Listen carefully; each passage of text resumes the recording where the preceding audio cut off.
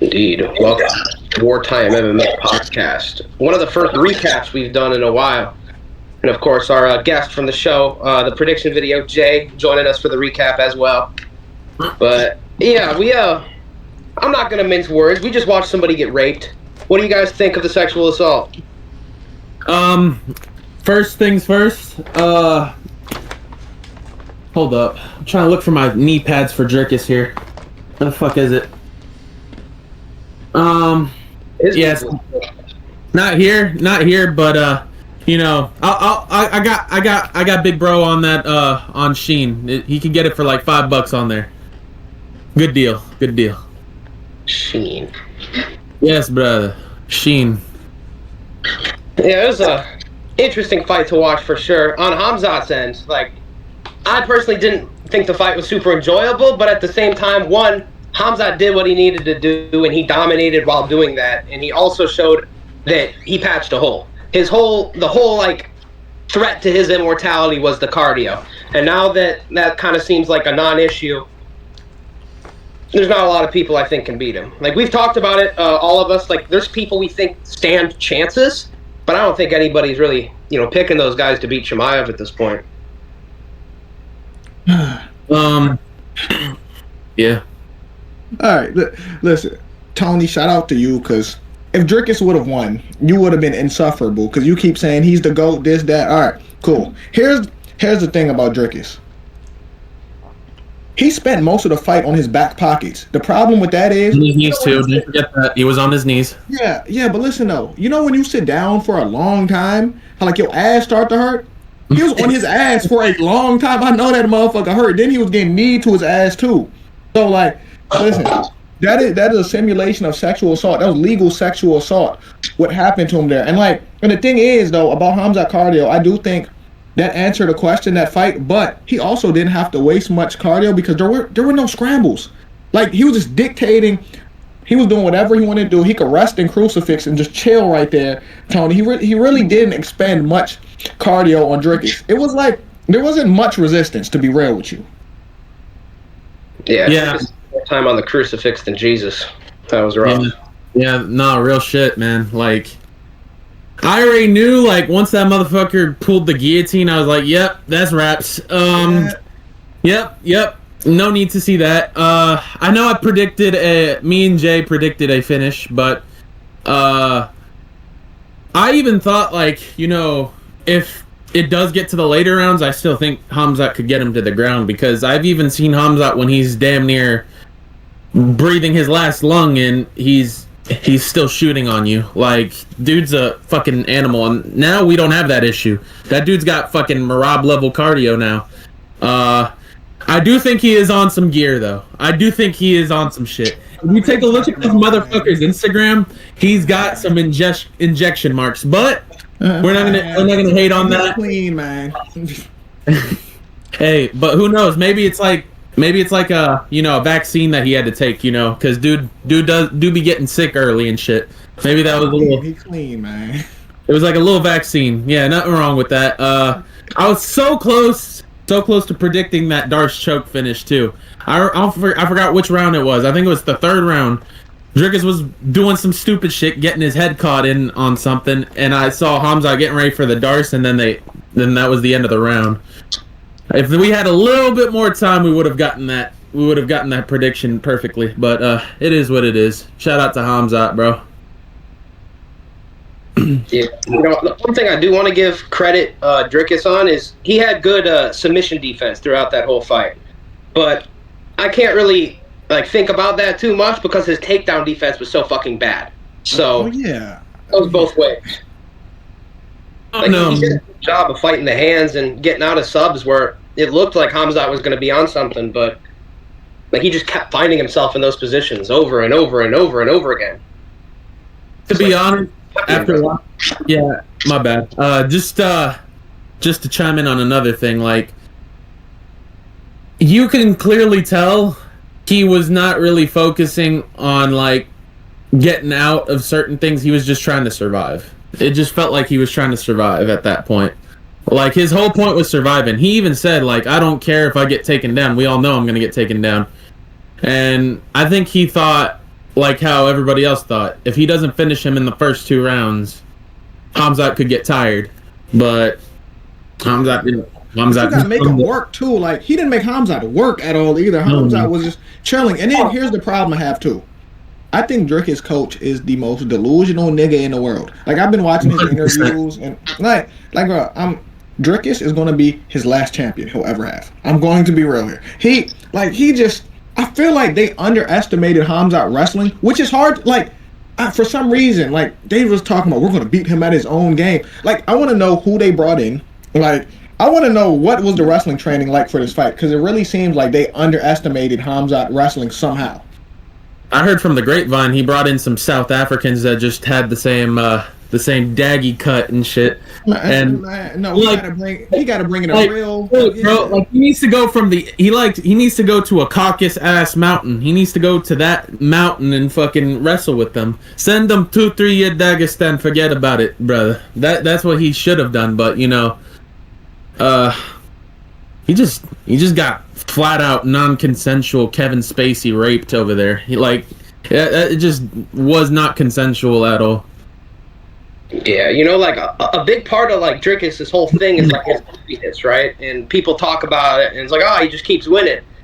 Now is the time I regret I regret overlooking his goofiness, because like in those positions like where he is flat on his bat, I did see times where I thought like he tried to get up, but the way he was trying to get up was like Derek Lewis, just stand up. Like, he's not putting feet on hips, he's not butterfly guards, he's not, making scrambles. He's just trying to like muscle Hamzat up. And it's not working. It didn't work once. It's like at some point like you gotta like it's all brute strength and like retarded power and retarded movement. And okay, it worked up to this point, but you're on your back. There's no way for you to unfluke that. Like, get up right away. Like, don't just fucking gas your arms out and gas your body out by trying to fucking push the guy off you. Like, fucking feet on hips. Do the right thing. I'm never gonna pick him again, I don't think. I might pick him against like DeRitter, but like I'm gonna have a hard time picking Dricus again. I think he can beat DeRitter. I just don't think he can beat. I think Fluffy is going to have a fucking field day with that motherfucker. Oh my gosh. I'm fucking Barallo too, I think, to beat him. Oh my gosh. Yeah, my Barallo pick, I've been said it. I said I think if it ain't gonna be Hamzat, I think it could be Kaio. And after even seeing that, we didn't even need to see him beating Hamzat. He would flat out just get flatlined by Kaio, I feel like. But I don't want to shit on Dricus too much. I think I did say like if he would have won, I think it would have been good for the sport, because it would show like, oh, it's one of the. Normally, when somebody beats a high-level Caucasus regional fighter like that, they normally get some star power. Merab got some star power after beating up on Umar and shit, but motherfucker ain't Merab, clearly. So, it is what it is. Tony's been awfully quiet. Tony, you wanna give your thoughts onto this? Sure. I was just waiting for everybody to get their takes in and everything along those lines. But as for this fight, Hamzat, he showed that what we all suspected from him from his UFC debut. A lot of people thought he was going to be the champion, and he did just that. He dominated with the grappling, and I think he showcased pretty clearly he is the best grappler currently in the sport. I don't think we've seen control time, total strike, accumulation, dominance like that in a long time, if ever. Yeah, he just dominated the fight. Dricus wasn't able to get up. He got like 12 out of 17 takedowns, 500 total strikes, 21 minutes of control time in a 25-minute bout. I mean, the stats speak for themselves. I was biased. I did pick Dricus by 5th round knockout, and I did think that he would be able to weather the storm, the adversity, have a ability to weaponize the cardio late. I was furious with the guillotine attempts. Did not like that at all. I was not a fan of any of those guillotine attempts whatsoever. In the first round, I did think Hamzat was going to win. I did think the fight would start just like that, exactly how it played out. The only real takeaway you could really sustain from this, if you're Dricus, you ran into the best grappler in the sport. You were able to make it to a 25-minute bout with Hamzat pretty much in crucifix the entirety of the fight. If you can't die from that, I mean, I don't know what grappler is really going to have him as much as a compromising position as Hamzat had him in that fight.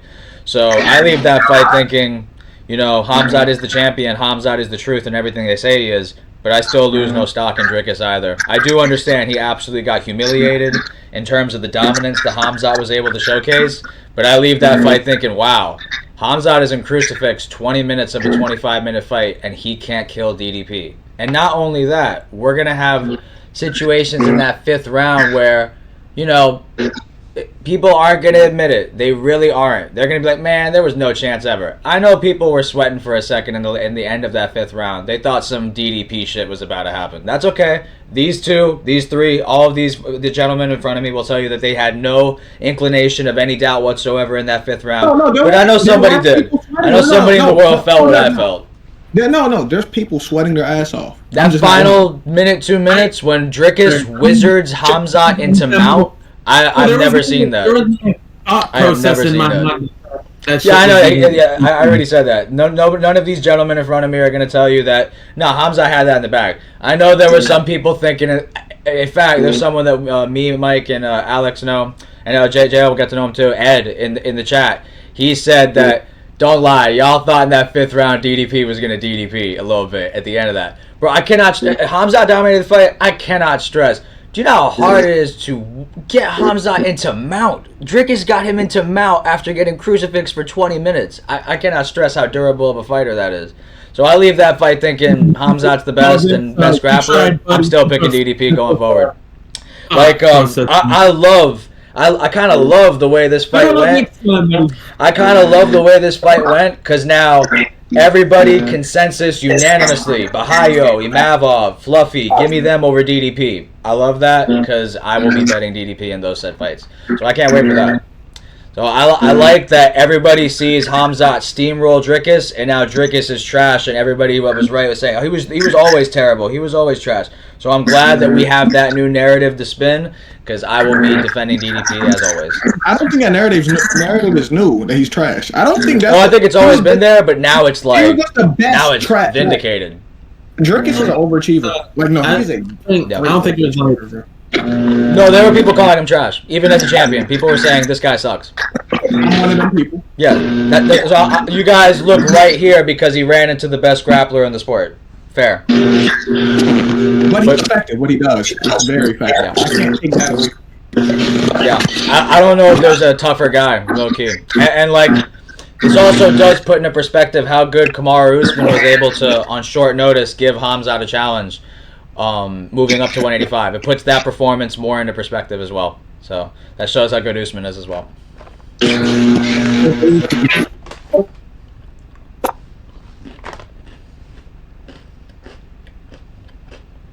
we go. Peter's back up. Do we got any other thoughts about the main event?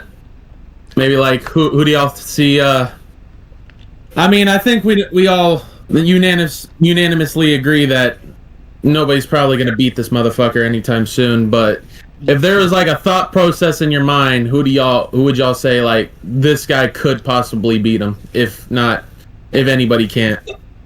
Fluffy and Kyle. Yeah, Kyle has the best chance. I like him and Fluffy. I don't think they beat Hamzat, but they're the biggest threats, especially Kyle. The thing with Kaio is, with me, I know I got the Fighting Nerds glasses. I'm going to shit on him a little bit on this one. The thing with Kaio is, Kaio's very good. He does have a very good record against Daggies and Russian fighters, but I could just so see him trying to pull like how Charles Oliveira did in that Islam fight, saying that he can out-grapple Hamzat, and I feel like if he tries to even remotely go for a takedown on Hamzat, I think Hamzat's gonna smoke him. Yeah, it's not with cardio like with Hamzat. That isn't a factor. So it's hard for me to think and like give reasonable, logical reasons how lose. Like maybe Fluffy is just like such a scramble fest that Hamzat does gas out before Fluffy does. I guess. Maybe Baralho can outstrike him and mitigate the grappling, but like I feel like that's hoping on a prayer more than anything. Like For sure. That's a happening. Yeah. Some ways Hamzat eats their ass. Yeah, Hamzat more often than not is probably massively going to be favored in majority of the matchups. But I'm a little biased. I'll go RDR. I feel like you have to have a physicality to match Hamzat. I don't think the grappling technique is going to be just enough. I think you have to have some sense of like be able to take a punch, be able to just match him in the physicality. I think and not just that. I think Kaio probably is a better overall grappler than RDR. Probably, but the gap ain't as significant as I think people make it out to be. And Fluffy clearly has got better gas tank than RDR, but RDR is trained with guys from that region, has trained with Hamzat, has trained with DDP. He only, again, RDR has only lost to one guy in his career, and that dude is actually not a bad style matchup for Hamzat low-key as well. Anatoly Malkin is a monster of a fucking Russian. Like, he looks like he's on every steroid possible. Great takedown defense, knockout power in his hands, low center of gravity. He's a nightmare matchup for a lot of guys. If he would have come, he's a guy that I actually would like to see come to the UFC. Anatoly Malkin should definitely come here. That's the only guy RDR's lost to. So I'm going to go RDR as the only potential threat to Hamzat. But Hamzat probably still wins that more often than not. Yeah. You don't think he just like hand him up and strike with him and like knock him out on the feet? There's a potential there for sure. But like I said, like if Kaio tries to mitigate the grappling, I just still see Hamzat. I know Kaio's a better striker than Rainier, but I think there's a chance that Hamzat can knock out Kaio. He could definitely do the same to RDR too, but I just feel like RDR is long, rangy. He can hang in the clinch. He can go for kicks. Hamzat's definitely going to probably go for the takedown against any opponent, but I just feel like you have to be not bigger than him, but you definitely can't be smaller than him. I think Hamzat's bigger than Kaio and Fluffy. I think Hamzat would strike with the Ritter. I think it'd be like a GM3 Burns sort of fight. Like, let me just hawk you down on the feet. I got more power. You got worse defense. That type of shit. Just like cut off the cage, because like he didn't want to go to the ground with Burns, and that was because Burns got good jiu-jitsu, and I think DeRitter is going to be a similar way. Like he does respect that DeRitter is dangerous on the ground. Yeah. I think it's just on the feet. Like we watched that Whitaker fight. Whitaker almost just KO'd a man with his hands. When does that happen? Besides Right. Ikram. That I'm glad you brought that up too. That has been the only fighter, it seems, in Hamzat Chimaev's entire career he wasn't able to dominate with the grappling. Granted, he knocked him out brutally with a slip uppercut. Ikram Aliskerov has been the only guy that's been able to defend those types of takedowns. He's a Dag. Right, he's like Olympic caliber sambo. Like he's really great wrestler, really good wrestler. But yeah, I could see what you're saying happen too, where the grappling kind of neutralizes. Hamzat would still probably have the edge, but like he'd rather try to strike with him because he knows RDR is hittable. He's got the power advantage. But even there, I welcome that, because now we're entering a potential of where this fight may end up in the clinch, and I think RDR would love to be there with Hamzat with the knees to the body and try to tax the gas tank.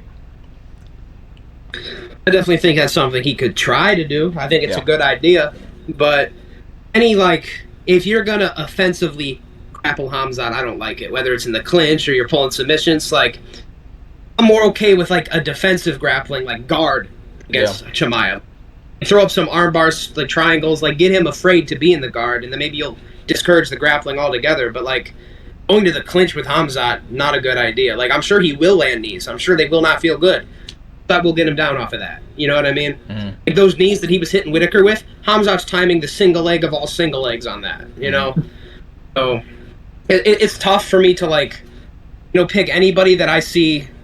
Like I think DeRitter is actually one of his easier matchups. I think like we kind of talked about earlier. I think like you have to have like a takedown background. Like DeRitter's got the grappling, but he's not a takedown guy as much as he is like a clinch guy. And I just think Conventional Hamzat can't wrestling, yeah, he's not. Traditional, like single leg, double leg, not, but he does have a judo background. He has good judo. Like clinch is a strong man's game. You take Yeah. the big guy takes the small guy and pushes him up. Nobody's doing that to Hamzat. That's because nobody's attempted it, or like really been ever to like make that a focal point of the game plan. Yeah, I mean we shall see. Usually because they're already on the ground. Right, exactly. Right. I just see him knocking DeRitter the fuck out, to be honest with you. I think I agree with Alex and Jay. I think the only guys to do it is probably a Kaio or a Fluffy. DeRitter, I think, is, if not one of, if not the easiest opponent for Hamzat. I could just see him marching forward, backing up De Ridder, and just fucking hitting him with one of the cleanest overhands or uppercuts known to man. See, he and fought a knocking him guy out. like that, and Hamzat don't fight as aggressive as Anatoly Malkin does. He fought exactly what you were saying, that exact type of fighter personified, and that's the only person he's lost to. I don't see Hamzat having that type of power. He could definitely hawk him down, but Malkin is like a monster. Yeah, Hamzat has power. Yeah, he has power, but not Anatoly Malkin power. You don't got that power. And he has done what I'm telling you what he's doing. Right, he's gonna do. Yeah. He pushed up on GM3, who, by the way, Rainier was struggling with. Right. He also did that to what's his fucking name? The Russian dude. Forgot his fucking name already. Yeah, Ikram. Yeah, he did it to Ikram, and he did it to the GM3. Yeah, I could just see him doing that. And GM3 was pressuring the fuck out of De Ridder too on the feet. Like, he was making De Ridder look like fucking prime Canelo out there. Yeah. Like, nobody makes GM3 look good on the feet, and nobody makes GM3 look good early per se. Normally he looks good in the third round, but he did get We just dropped. saw him He did get die. dropped at the end of the first round, though. To be fair, he did. But he was still he was like, looking good on the feet, but he got dropped. Yeah, he got dropped, Yeah. but he still was getting pieced up on the feet. Right, and then he got Like, that's- subs. Like, who subs GM3? Like that in itself is an accomplishment. Okay. That's like one of the greatest submission artists in middleweight history, literally. No, he's a good person to sub, but he ain't subbing Hamzat. Right, I think he's gonna want to be in the clinch with I Hamzat. don't think that shit's lasting around. I think that shit would end in the first. Right. Yeah, weirdly enough, I think Rainer's best place in that fight with Hamzat is the ground, off his back. So, Yeah. You know, if he could get on top, that would be better as well, but I don't see it. Hmm. But yeah, it's a rough one, in my opinion. Yeah. Yeah, you guys want to switch over to, like, the co-main and rest of the card? Sure. Yeah. What do you guys add on this whole Hamzat Dricus middleweight fiasco? Yeah, I wanted to ask what was the fight to make per fight, but I think we all know that the winner of this main event was going to get Kaio and Mavov winner. So Rainer's fight is obvious as well. Like, everybody... yeah, if they don't make that fight, I don't know what the fuck the UFC is doing, but I'm kind of glad that it's not a title fight, because I have a feeling that it would look super bad on a pay-per-view main event for a title. I think it would just be a sloppy fight, but I think it'll be a good fight though for a fight night or something. But yeah, we can move on. I'm ready to talk about the co-main. I told y'all, Bellator motherfuckers they don't do good in their debuts this year. I don't know what the fuck's going on, and I had a weird feeling that Pico was gonna find a way to fuck it up too, because he was looking good on the feet. He was looking good in the fight. It's just you just can't give Lerone good counter shot opportunities. He's a very good counter striker. He almost knocked out Josh Emmett in the 5th with a counter strike, and I think he's gotten a couple other like shots where he's just perfectly timing people. And he was hitting Pico with some good flying knees too. It's just Lerone is a very good counter striker. And I'm not gonna lie, he's a little bit underrated. I kind of slept on the dude a little bit, but nothing will make me forget that he's a little bit of a point fighter still. But you know, to each his own. I think this was his not in the same resentment, but I would say it's kind of like how Leon had his Usman KO moment. Like, everybody thought, like, once he knocked out Usman, Leon was this knockout artist and he's gonna knock somebody out in his next fight, and he just goes to decisions. I think that was his Leon and Usman moment where he just got that crazy knockout. But shout out to Pico though. I do like Pico. I wanted him to win, but I just knew like it wasn't a good debut fight. Yeah. This was Lerone Murphy's coming out party. He needed this because, you know, people was booing him. He boring this and that. The thing is though about these Bellator niggas, right? And I like Aaron Pico. I wanted him to win, but I thought Lerone would outpoint him. I didn't think he'd knock his head off, but they give them the worst fights. Like, they hate these niggas. Like, when they first get into the UFC, they always get fed to the top dogs. You can't feed them to like a mid card guy, like a guy who fights on the prelims. Think about this. He never lost in the UFC, and he's a top dog. Never lost in general. Let's give facts. Let's give Aaron Pico Lerone Murphy. Like that's not going to be the hardest matchup possible for him. And the thing is, though, Aaron Pico looked good early, ripping the body, being aggressive. But when you're that aggressive, that opens up so many counter opportunities.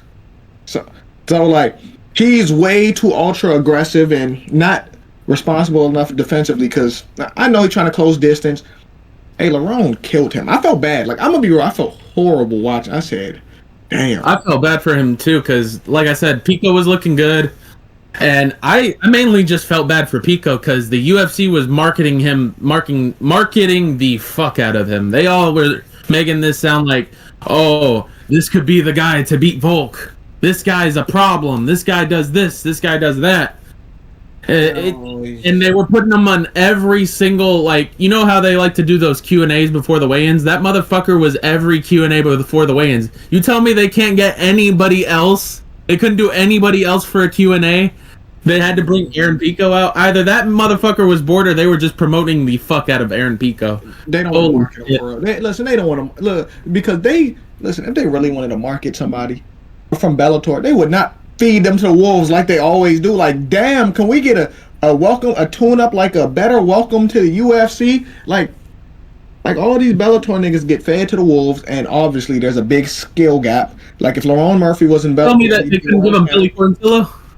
Give him somebody that's the time. Give him Shane Burgos, sign him to the UFC and have him lose to fucking Pico or some shit. Yeah. Like, that would have been good. The thing is, and I feel bad for Aaron Pico too. And Lerone, shout out to Lerone, but like now Aaron Pico, if I'm him, I'm not rushing to get back in the octagon. We got to take some time off. Like, we got to take a lot of time off, because oh, nah, for sure. If you come back early from that shit gonna take years off your motherfucking life. Mm-hmm. Yeah, they weren't even saying it. Like, he was knocked out that badly. You know how they have to get the mouthpiece out because they're probably gonna choke on that bitch. Like, they were trying to fucking get his mouthpiece out when he was concussively fucking knocked out, and Aaron Pico was fighting that mouthpiece out. Like, it was hard to get that mouthpiece off of him. He was biting that shit while he was unconscious. Dog, he was knocked out before he hit the canvas. Like, once he got hit with the elbow, he was asleep. Then his head bounced off the canvas again. Like, damn. What the Wonderland, bro? Bro, I feel bad. No, he was out. Like, when they raised Lerone Murphy's hand, that nigga was still asleep. Like, that's... It was unfortunate. You know... I think it was a very good moment for Lerone, because everybody thought, like, oh... including myself, I thought, oh, he's probably just gonna win this in a boring decision way, and that's how I would have picked if Pico was gonna fight Evloev. It was gonna be a boring decision, but nah. Lerone stamped his ticket in for the title shot, for sure. And I even predicted it. I said this.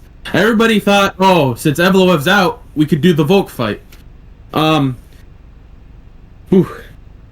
Excuse me. Sorry about that. Delayed sneeze. Anyways. I said since the get-go, since he pulled out, I said they're gonna say fuck you. You pulled out in almost every single fight that you have. We're not gonna give you a fucking title shot. You're gonna have to go back to the line, buddy. Get the back of the line. We're gonna give it to Lerone or Pico. I think what they could do is, if Gene Silva gets a viral finish against Diego Lopez, they're probably going to give him that shot.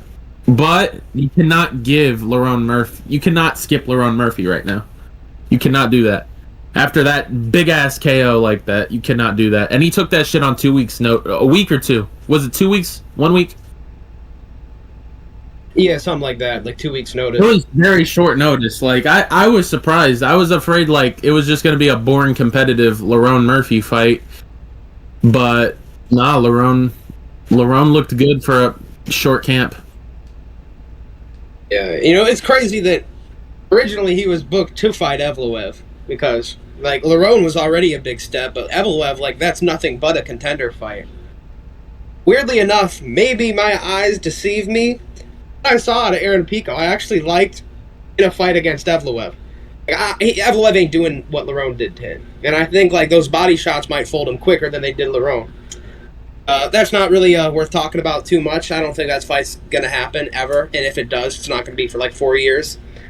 But, yeah, I was disappointed. You know, like Jay said, like, that motherfucker got put to sleep bad. Like, that's one that changes your career. Like, Yeah. Jeff Neal was at least, like, on the ground with his eyes open and, like, talking to the ref. Pico was stiff as a board. And that's hard to see because, like, Pico is young, 28 or something like that. And, like, I know he's a Bellator tick. And, like, part of us was like, yeah, UFC outdoes Bellator. But it was depressing for me to watch. I loved the way, like, he was throwing those body shots, but he got over-aggressive. And a counter-striker, you know, will make you pay for being over-aggressive. Even somebody who has, like, a decisionator kind of style, like a Leon or a Lerone. And like Mike said, like, I do think this is, like, his kind of, like, that KO that makes people think, like, he's going to KO Volk. He's going to head kick Volk. Volk ain't over-aggressive. You know what I mean? Like, he ain't going to make the mistake that Pico did. You know? Maybe the head kick's there. Maybe it's closer than I'm making it sound, but I think, like, Volk still walks through Lerone pretty easily. Yeah, I think you have to give Lerone the title shot. He showed up on short notice when he didn't have to. Fuck Evloev. He's the complete opposite. No, Lerone, the decision guy, Murphy, gets a first-round spinning elbow KO, makes a statement. I think you give him the title shot. Yeah, I think. Go Yeah.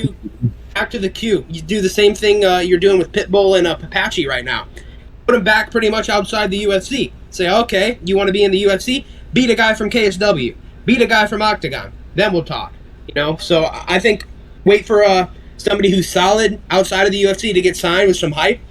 KSW champion, and book him against Pico. If Pico's the guy we think he is, he'll beat that guy. So, yeah, I think that's kind of like what the UFC is thinking. Pitbull, Patchy, Pico, prove yourself again, then go up to the rankings. So, yeah, but Lerone will look great. Spinning elbow might be the most nasty in a long time, maybe since Reyes, Erie. But No, that shit was fucking clean, bro. I can't lie to you. And back to back, we're gonna get to Protez in a second here, but nah, man, that shit was clean. Did he get a performance bonus from that? oh, no I doubt. hope so. I'm about to No say doubt. he deserves it for He sure. should, hold up, let me check. If they didn't give the Hold him in the cage that he did, so I assume. Yeah, you Had got to. to. had to have gotten it. Yeah, 50K for Hamzat, Lerone, Pratis, and Tim Elliott. Yeah, those were deserving. Yeah, We'll get- yeah, they all deserve it. oh my god, we'll get to that fight in a minute too. That fucking. We'll get to that fight in a minute. And I just heard about this. Since the end of World fucking War II. This is true. Oh my gosh, bro. We'll get to that fucking disappointment in a second. But y'all Tony, you got any thoughts about the co-main? Yeah. I felt like Pico was doing good. He had a decent debut until it wasn't. It's unfortunate.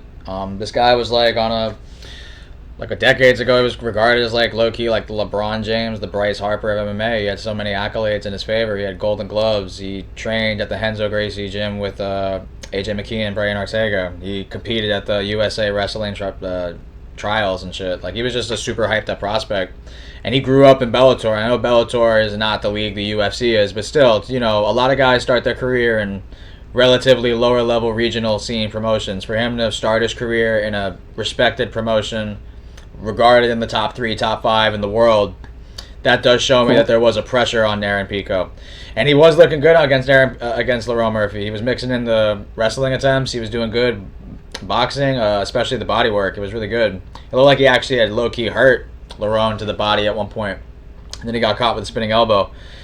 Evloev had his opportunity. I thought Evloev should have had the title shot a long time ago. But he's been pulling out of fights. And Lerone Murphy made a statement. Right. And they both have, even though he did just get a viral knockout for the most part in his career, he does go to decision, but his brand of decision is still somewhat more exciting than Evloev's brand of decision. So I do feel like they are going to give Lerone Murphy the title shot, as deserved. He came on short notice, took a chance on himself against a really hyped up guy. So I think he will be next for Volk in December. Good performance for Lerone. He's an underrated athlete. You know, he's got good timing, good speed. I wouldn't necessarily say he has power in his hands, but, you know, he's just accurate. He set up the elbow perfect, so credit to him. As for Pico, you know, I really do think he has skills, and he is only 28, but he has a glass chin and questionable fight IQ, and that's a bad combination to have in MMA, so. Dang, Michael Chandler. Yeah, essentially, you know. And I put it in the group chat, too. I said it. I had a feeling like Pico was going to do some Chandler shit. Like, he'll probably do something where he's actually like winning the fight, and then he's just gonna fucking sell it by trying to do something like high key, like entertaining. Like, he tried too hard to entertain, and he fuck around and found out. Something that did cross my mind though when seeing that finish over Aaron Pico and regarding the Bellator signing guys and everything, the harsh reality and the truth of it is that the Bellator guys are in a really messed up position. They have no choice but to get a high ranked matchup, because everybody knows if you do give them a tune-up fight, they're going to call you out on your shit. Oh, the UFC is just trying to pander to this fighter and they're just trying to work him up the rankings. Their respect that they've sustained in that promotion previous is so high that the UFC has to pretty much translate that to their league, and they have to give them a contender that they deem ranked enough to build off of. It's really a lose-lose low-key for the Bellator fighter, because their intro fight to the UFC is against a top 15 contender, but the UFC has to do that because in the scenario the Bellator guy or the new signing loses, at least we can build off of our guy off that win, and that's how they're going to build their own now. So they are kind of stuck like Chuck. They are in a position where they have to have a top 15 matchup, and they just ain't ready at that UFC level. So, like Pitbull had Yair, he was like a top 5 guy. Lerone Murphy undefeated in the UFC, top 10. Patchy Mix got Mario Batista, top 15. MVP lucked out. Truth be told, he really lucked out with the pick of the draw. He was lucky to catch Kevin Holland at like number 14, number 15. They got him right at the right time. Credit to his matchmaking on that. MVP lucked out out of all the guys, to be honest. He really did. Yeah, Kevin Holland's dog shit compared to the people The you've opponents they named. face, exactly. Damn, Kevin Holland. Damn. Hey, I'll take any alley fucking shit on that cunt. I still think Pico is one of the few out of the Bellator guys that can make good on signing. So I'm not, going to sell my stock.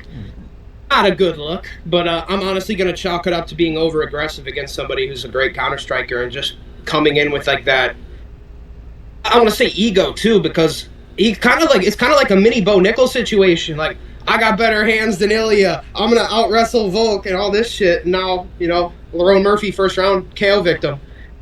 I feel bad for Pico. I know this shit stings. I know it does. Yeah, for sure. Yeah. But Like the way he looked, I still think he's got potential.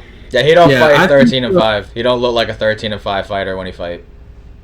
I think he for sure didn't look like that. I think the fight to make, people are saying do him versus the winner of Pitbull and that other dude. I think you should do him versus Giga. I think that's the fight to make. I think you should do that fight whenever he recovers. Plus, Giga rarely fights anymore, so we could do that in like a main card of a fight night or some shit, and who knows. I think that's a very good like little bounce back little fight. Either he could get KO'd or he could dominate Giga on the ground or something. I think that's a very good fight, winnable fight for both men, I feel like. I think you should do that fight next. It's a great fight. That's a great fight because for Aaron Pico specifically, because Giga likes to be on his back foot. Giga doesn't have cardio. He wastes a lot of his cardio, and Aaron Pico can apply that pressure, mix in the wrestling, get himself back in a win column. Like that builds his confidence. I feel like he needs that Giga fight a lot. Yeah, Plus, I think striker too. Like he can prove like he beat that test. Plus, I think I think Giga's still ranked too. If I'm That not should have been his debut. Oh my goodness, they should have gave him the I'm Giga. telling you guys. I'm telling you. I couldn't fall for that shit again. I couldn't fall for that shit That's what again. they should have gave him. I couldn't fall for that shit again. I just have a feeling Dana just wants these Bellator motherfuckers to lose. Some of them at least. All right. I think we pretty much talked about the co-main enough. We talked about what happened. Talked about what they did any of y'all give a future opponent? No. I was thinking in my head Shepe, but now that you said Giga, I like that fight a lot too. I think Shepe is would be a good victim for Aaron Pico. Keep him in the UFC, get a good performance out of him. Yeah. I think that proves a lot of things. Like Giga's not a chump. He's a counter striker kickboxer, so you can prove that you can beat that type of style.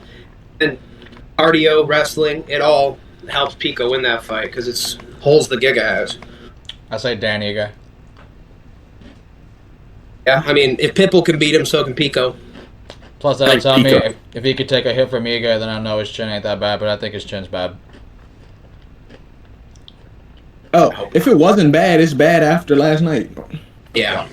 No, for sure. That'll tell me, like, I know, like, in a 15-minute fight against someone with, like, Dan Ige's power, you can get them down or something. Plus, Dan Ige, you can take him down. You can take him down. I think that's also winnable. Dan Ige don't do jack shit until the third round. Motherfucker thinks this is a Rocky movie. Yeah. Let's see Um, Josh Emmett. KO'd, like Pratis KO'd Jeff Neal, where you're out, but you're a little there. It's another thing to be like separated from consciousness for like 5 minutes. That was bad. That was No. like a Ngannou Overeem like knockout. Like Jay said, he's raising his hand up and the guy's still on the ground. Yeah. It's time for Josh Emmett. No. Be a No, good no, fight. don't do that. No, don't do that. Yeah, if Josh Emmett hits him, Josh Emmett could kill him, but Josh Emmett's getting to an age where how long are we gonna count on him? You know what I mean? Power is the last thing to go. Power is the last thing to go. that is Still true. got it. He still got it. But you still have to think like Pico better though at that time. Like, and Pico's got power himself. But Yeah. yeah, can the crack pin him. is That's a fun fight. You can question. they can both crack each other. That's a fun fight. yeah. Pico's chin. That's going to be his downfall, if anything else. I do think I Let's trust see. Josh's chin right now more than his, though, for sure. I don't mind that. Yeah. I don't mind it either. That's a good You fight. guys ready to Yeah. card? No. Yeah, we can get to the feature fight.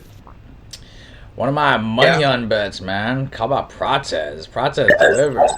Put Munyon on him. He know what he's doing. I put him in a parlay as well. And I called it in the prediction video. I said late first or second round he was going to get him out of there, and I said he was going to make it look easy.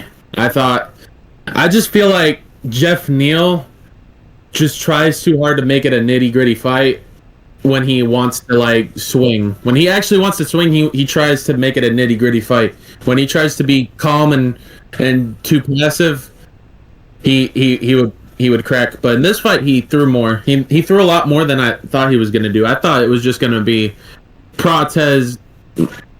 I thought Prates was just. I didn't think elbow. I didn't think spinning elbow. I thought it was just going to be a knee to the body or some shit, or a knee to the body and then then a counter to the head, some shit like that. I thought he was going to knock him out like that. I didn't think it was going to be that crazy, but I knew that was going to happen. I just had a feeling like Jeff Neal either, like I said, it's passive, looking like a punching bag, or swings too heavy to the point where Prates gets his read in and just finds the counter shot. Man, shout out to Jeff Neal though. Like, shout out to him. Cause damn, that was a hell of an elbow. That was a walk-off elbow. A walk-off spinning elbow. That was crazy. But yeah, Carlos Prates looked good. He looked like, I'm not gonna lie. That elbow, then the elbow after, I was like, damn, this a great card. Like I feel like Carlos Prates set the tone, then motherfucking Lerone Murphy brought it home. Like, that shit was beautiful. Yeah. It was looking like it was going to be a fucking war, too. Yeah, Jeff Neal like, looked great. Jeff Neal looked great. He looked pretty. He was touching Prates and like with the boxing. He was. As someone who had money on Prates, he did his thing, but like Jeff Neal came to play. He had a chin too in that fight as well. Like he was eating heavy Jeff Neal shots, shots that we wouldn't expect somebody to eat. Jeff Neal did look good. Shout out to him for sure. Yeah, I mean, I think I mentioned this in my prediction, but I think a lot of like if Prates were to get a KO or a decision, a lot of that were to depend on his opponent, Jeff Neal. And shout out to Jeff Neal because it was Jeff Neal that came forward swinging this one. It wasn't the clinch backup Jeff Neal like we've seen in other ones. This is a Jeff Neal that came for war, and he gave Prates like a really good canvas to get that knockout. So shout out to Jeff Neal for being game. But yeah, Prates looked phenomenal. The 8 limbs, the knees, the elbows, everything, like it was on full display. And it was just like Jeff Neal had success. He landed some good shots, but it was just like a maestro performance by Prates, just using every tool in his tool bag, like to get the KO. And now we're kind of thinking about like he's going to turn around soon too, which I like about him as well. He's somebody who stays active, and everybody's kind of talking about like who he's gonna fight next. MVP called him out. He called out Leon. Of course, MVP fought on this card too. But I think regardless though, Prates got his hype back. Like when he fights like this, like one of the most exciting for sure. Yeah, he could be a problem. Like I've said in his journey to the UFC, if he would throw more, he would actually be a problem. He threw a lot more than he normally does. Normally, when Prates would throw, he's throwing counter shots or he's throwing shit to look perfect. This fight, he tried to make it look perfect, but he also showed that he can weather the storm. When it comes to his next fight, I think everybody says do MVP. I don't want that. I think it's too quick of a turnaround for MVP to even make welterweight. I think Prates should fight Leon Edwards at in UFC Brazil. Make that a co-main 5-round fight. Winner, if Prates wins, continues his hype. Leon wins, he's back on track. I know people want to see him fight Michael Morales and all that, but I've been wanting to see that fight. I've been wanting to see Carlos Prates versus Leon Edwards for a minute, so why not make it while we got it? Leon's on a 2-fight losing streak, not even in conversation to fight in the top 5 anymore. And Prates has gotten his hype back from the unfortunate loss to Ian Gary.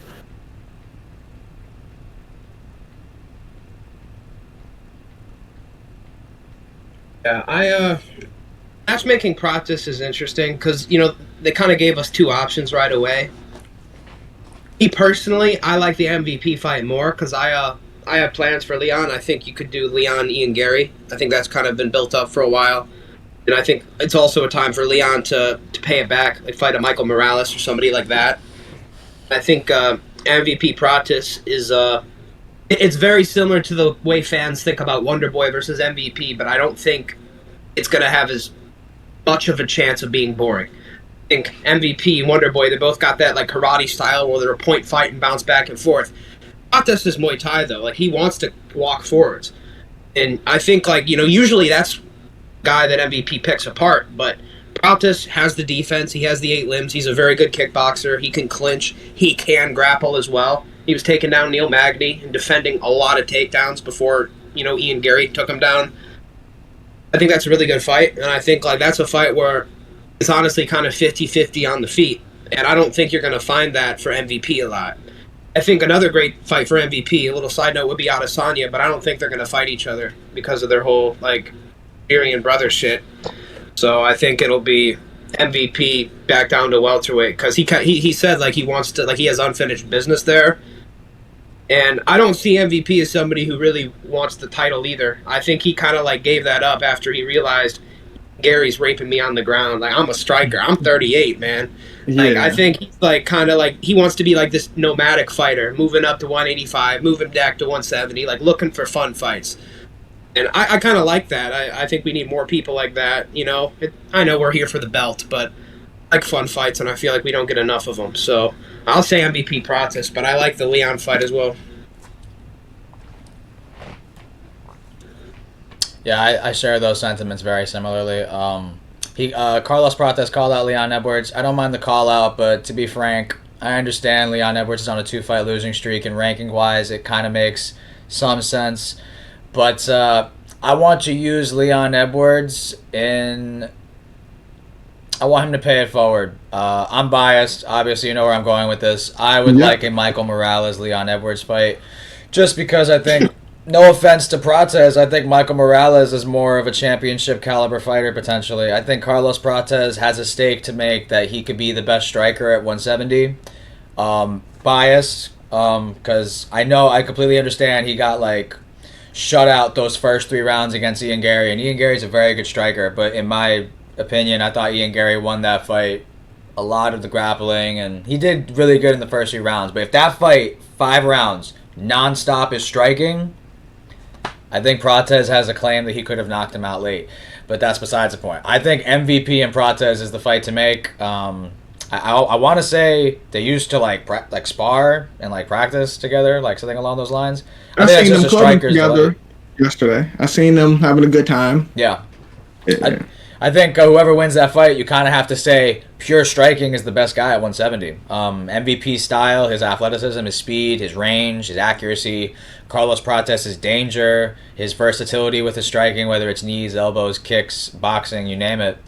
I think it's a great clash of styles. There is always the opportunity that MVP just stares at him for 15 minutes, 25 minutes, but I think Prates' style would bring the best out of MVP's style, and that would be a striker's delight. So I would like to see Prates MVP because I think they're both kind of in the similar situation in their careers, respectively. I think they both have 20-plus wins, couple losses, mainly to grapplers. I think they both want to strike. I think that'd be a phenomenal fight as a fan to watch. And I think Morales, he should be more of in a championship mindset. And I think fighting a former champion like Leon Edwards would be a great experience for him.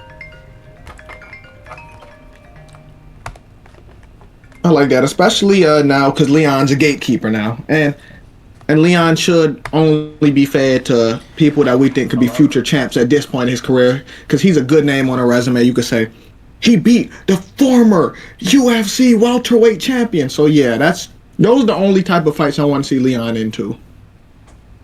Yeah, some dangerous shit. No more easy matchups. Pay it forward. Yeah. Yeah, I guess we kind of talked about the feature fight enough. Got to take on our boy MVP. We kind of talking about him already, but yeah. What do you think? You said you wanted Prates versus Leon. Who do you want MVP for next?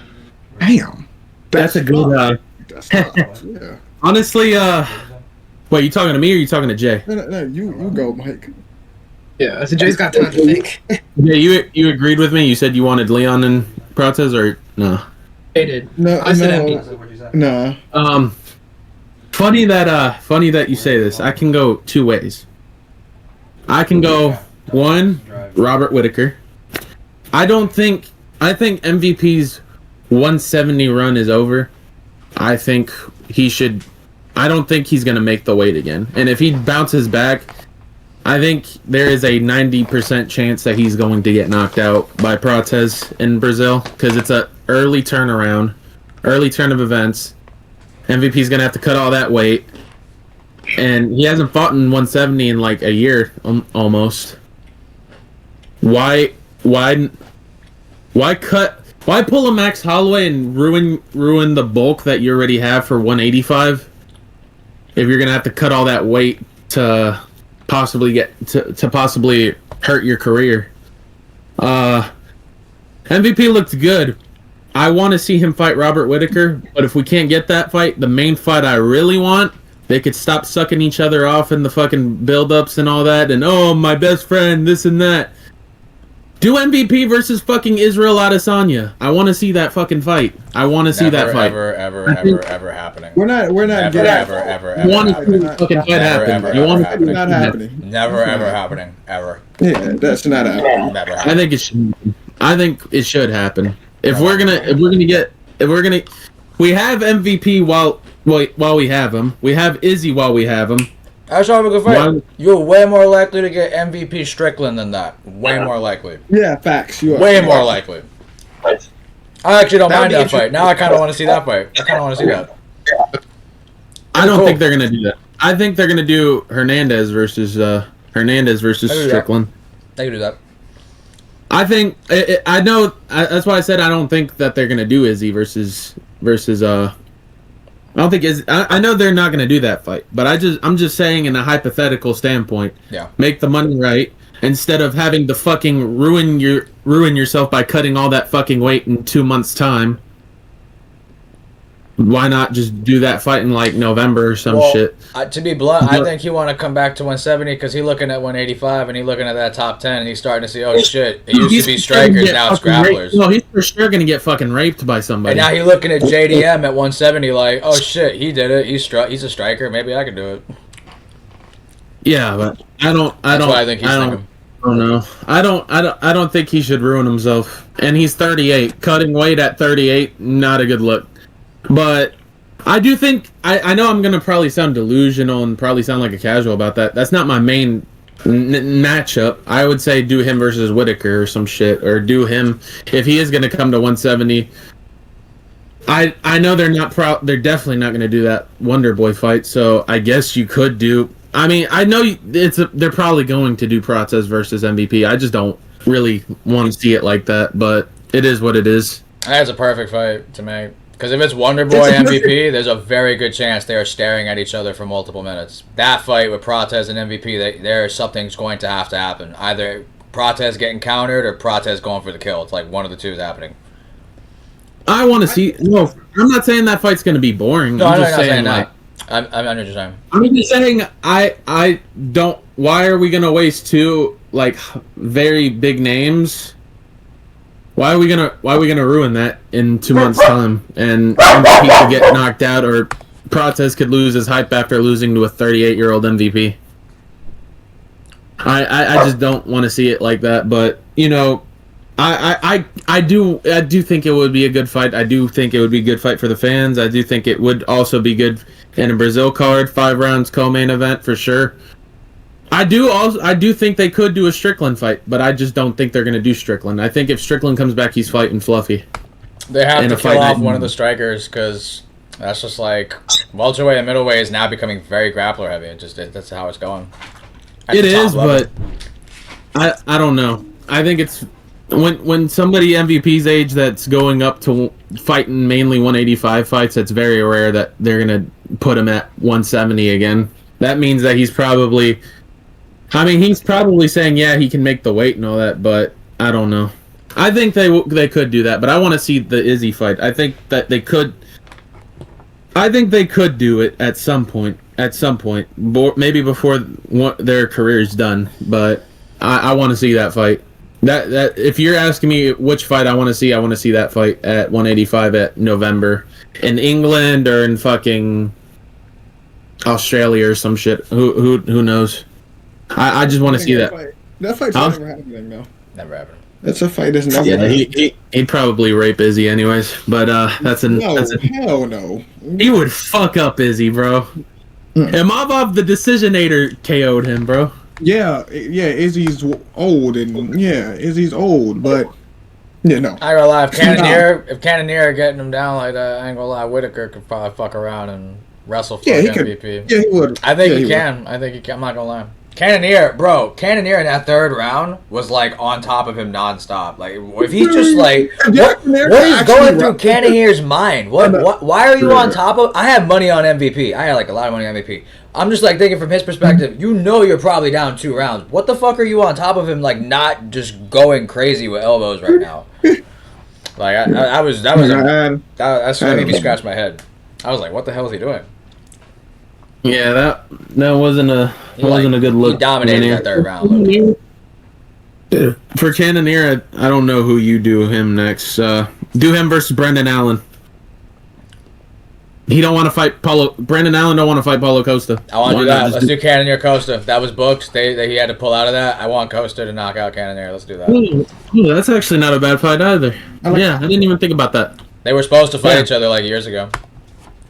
Oh yeah, now he was supposed to fight him, but he fought Gastelum instead. Yeah, do that fight.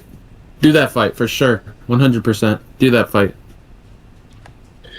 I think Cannonier versus Brendan Allen would be a nice Brendan Allen slump. It'd be nice to watch that hit get knocked the fuck out again. And Cannonier slumping me. Good chance. Costa Cannonier is a lot better fight, I think. Like a funner one. Yeah. A death to Brendan. I want Costa Allen, but Allen don't want it. Cannonier would do him dirty too. Cannonier deserves like a free win. Brendan Allen. Costa Yeah. would be crap, though. That would be a great fight. I think I'd take Costa right now.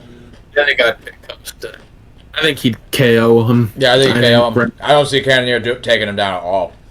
Cannonier did not look good on the feet, and I don't see him getting Costa to the ground like how he did to MVP. Populov, I think you have to say it's a better takedown striker right now. I think you have to say Plus- it. No. Plus, now that Hamzat's the champ, this is gonna sound fucking stupid. I know that, but Costa, if Costa's at a smart position where if he gets a couple more wins, couple big wins like a Cannonier or maybe a somebody around that caliber, they'll probably be like, okay, Hamzat's probably gonna rape everybody. Why not just do him versus Costa? Because there's it's a build-up fight. You know what I mean? Yeah, they got bad blood. Like bad blood and shit. Yeah, that's my build. That's the fights that I want next for MVP, like a Whitaker or some shit. But I do think he would lose to Whitaker for sure. I think MVP's next fight he will lose. Damn. It's fuck MVP then. Damn. I don't think it's fuck MVP. He looked phenomenal. I think I've said it since the get-go. I think out of the recent signings in Bellator, he's 100% the best one. It's just he looked good, but I feel like it was just so much aura farming in that fight. Like he dropped him a couple times and then he went.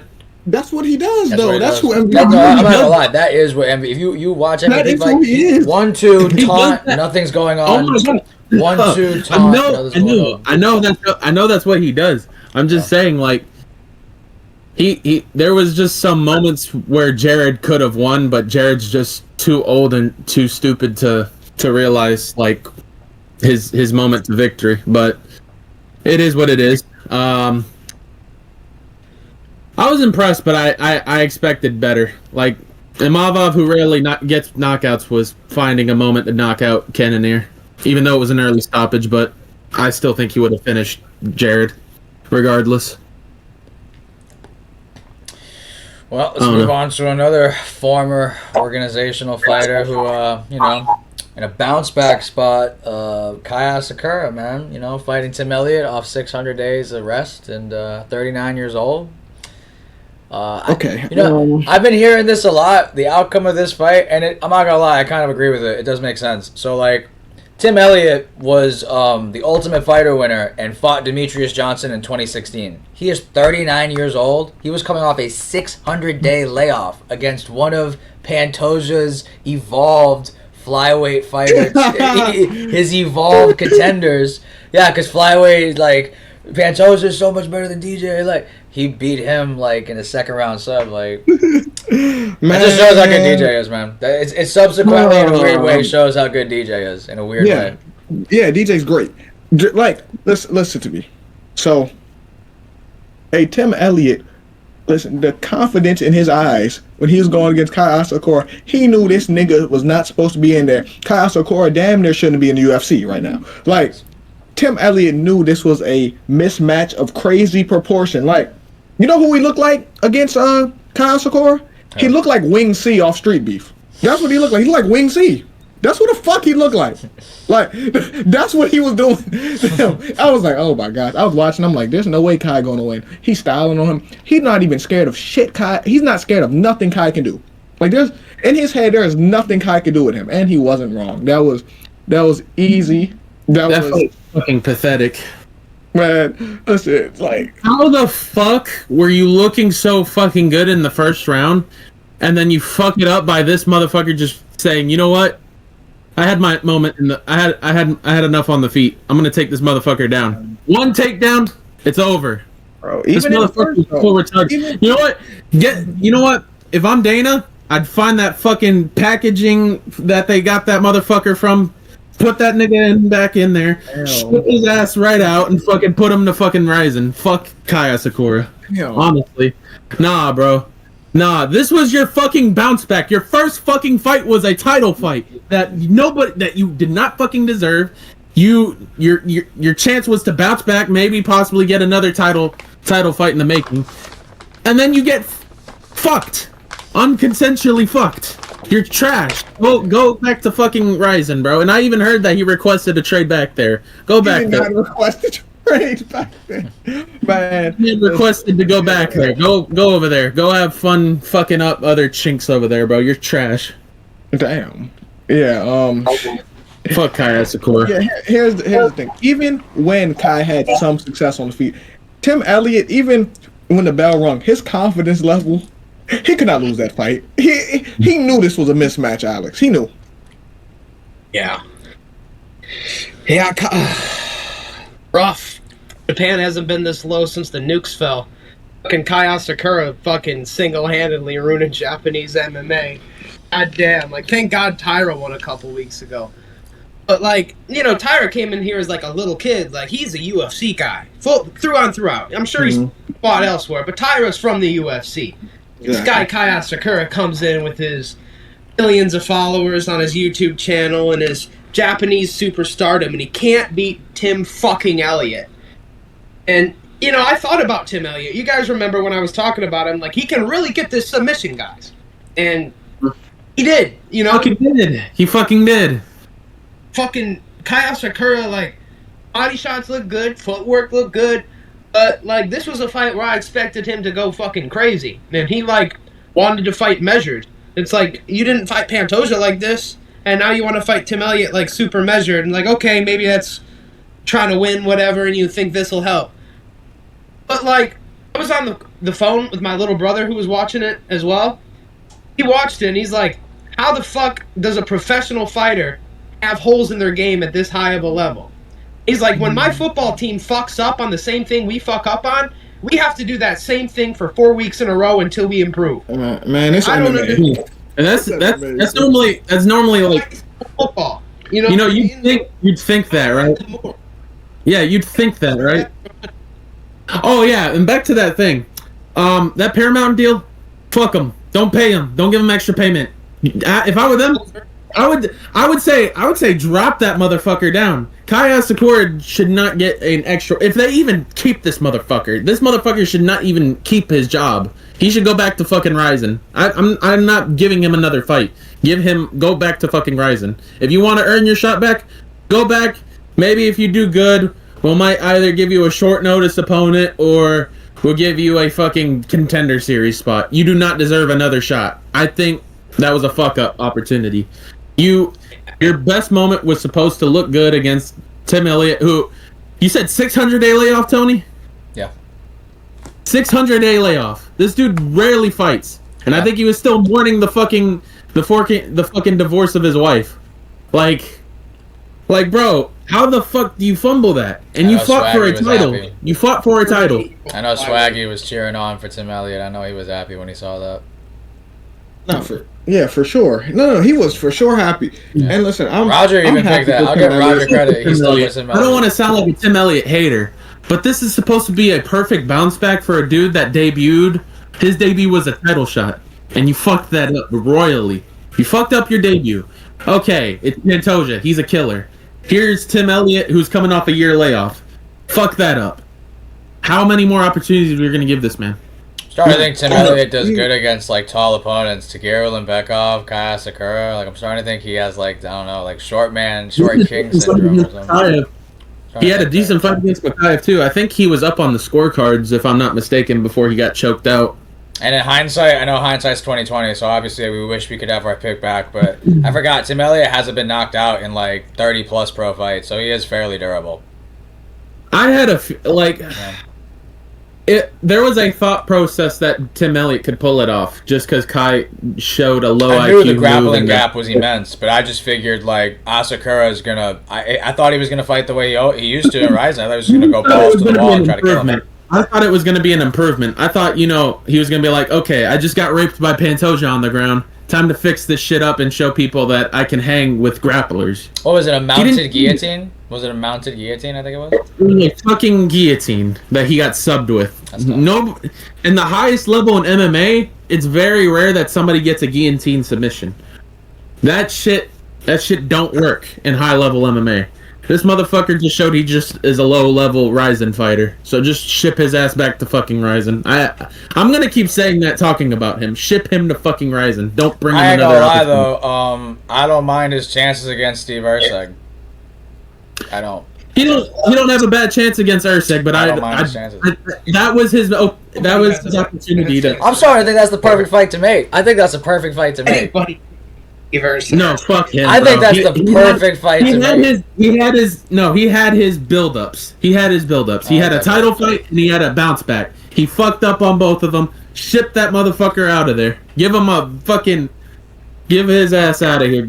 That was his Hail Mary. He fucking dropped that shit down. That's my fight to make. I want Kai Asakura, Steve Erceg. I want two of Pantoja's last title defenses head to head.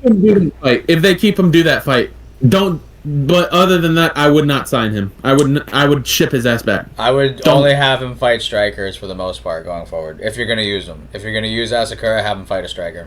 Well, that's the point. Like the division, we're trying to show that the division is evolving, right? And this dude's losing to an old fuck. So no point of bringing him back.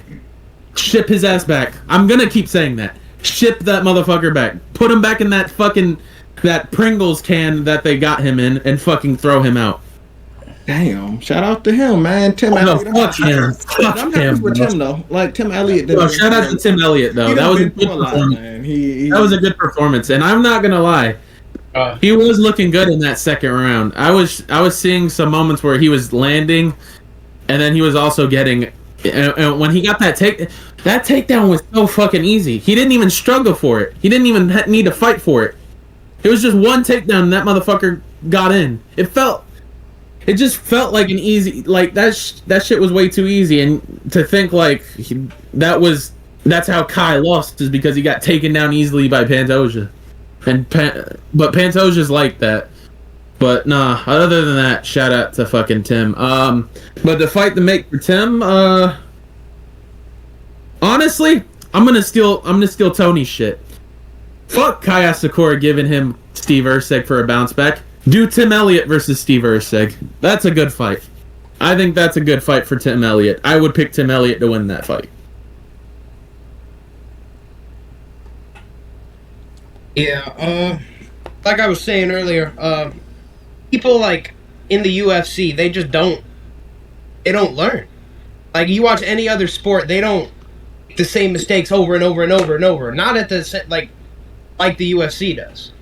And I don't want to hear like, oh, it's fighting, you'd never do that. Boxers don't do that. Kickboxers don't do that. Some do, but not at the level of the UFC, where people just show up with holes and holes and holes and holes and holes. Like, get your shit together. Pay them less. Exactly. Don't deserve more money. And I wanted to make a video about this a long time ago, and especially after I heard that Paramount deal. I wanted to make a video about fighter pay. Everybody talks about the fighters need to be treated well. Fighters need to be paid more. I feel like if you give a guy like who's relative, give Arman Sarukian $5 million in his contract, we're not gonna see. We're gonna continue to seeing Arman Sarukian fight once every 2 years. I disagree. The problem is he already had money before the UFC. Well, yeah, no, that was a bad example. That was a bad example. But he rarely fights. I'm trying to find somebody that rarely fights, and we're just boosting this motherfucker's pay.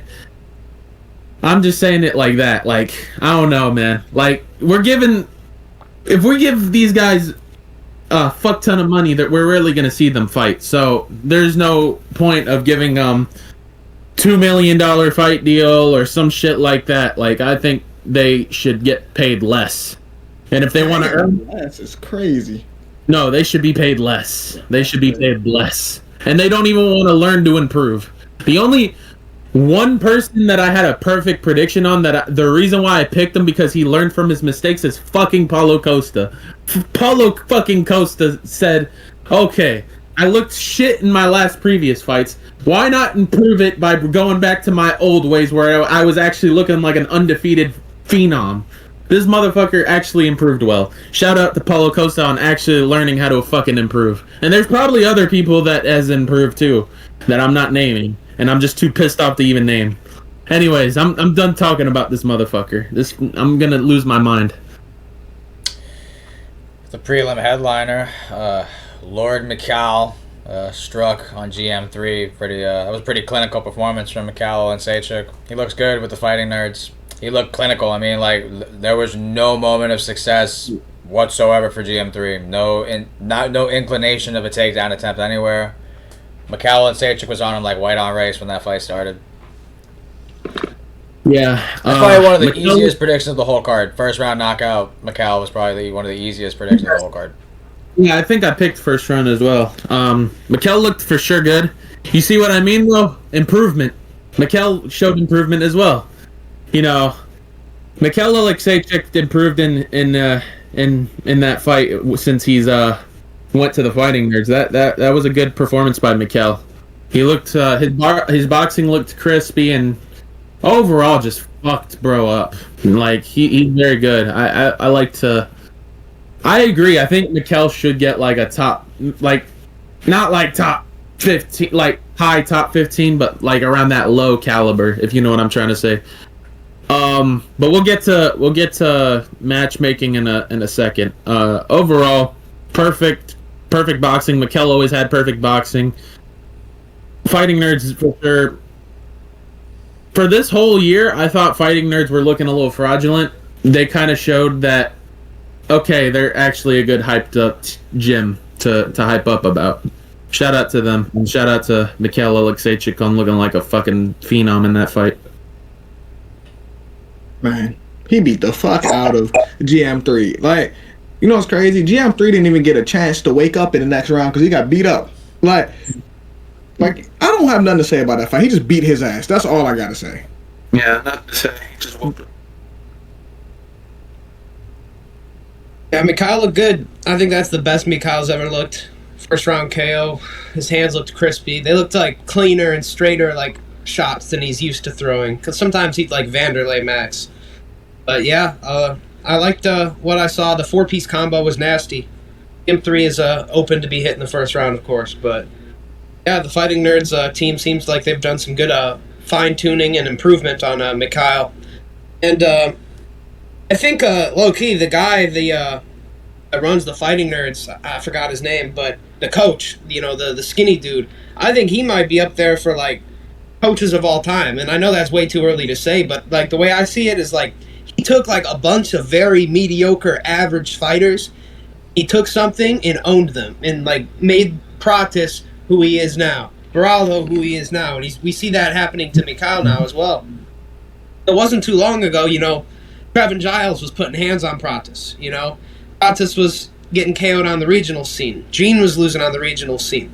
You know, Gene had a really close decision fight with Kevin Vallejos, and Kevin Vallejos is good. If they fought right now, I don't think it'd go well for Vallejos, I'll be real. Beraldo came in as a grappler who was laying praying dudes, and now he's, you know, out striking guys and submitting guys. Like, I think that that coach is a genius, and I think he's doing right by a lot of fighters.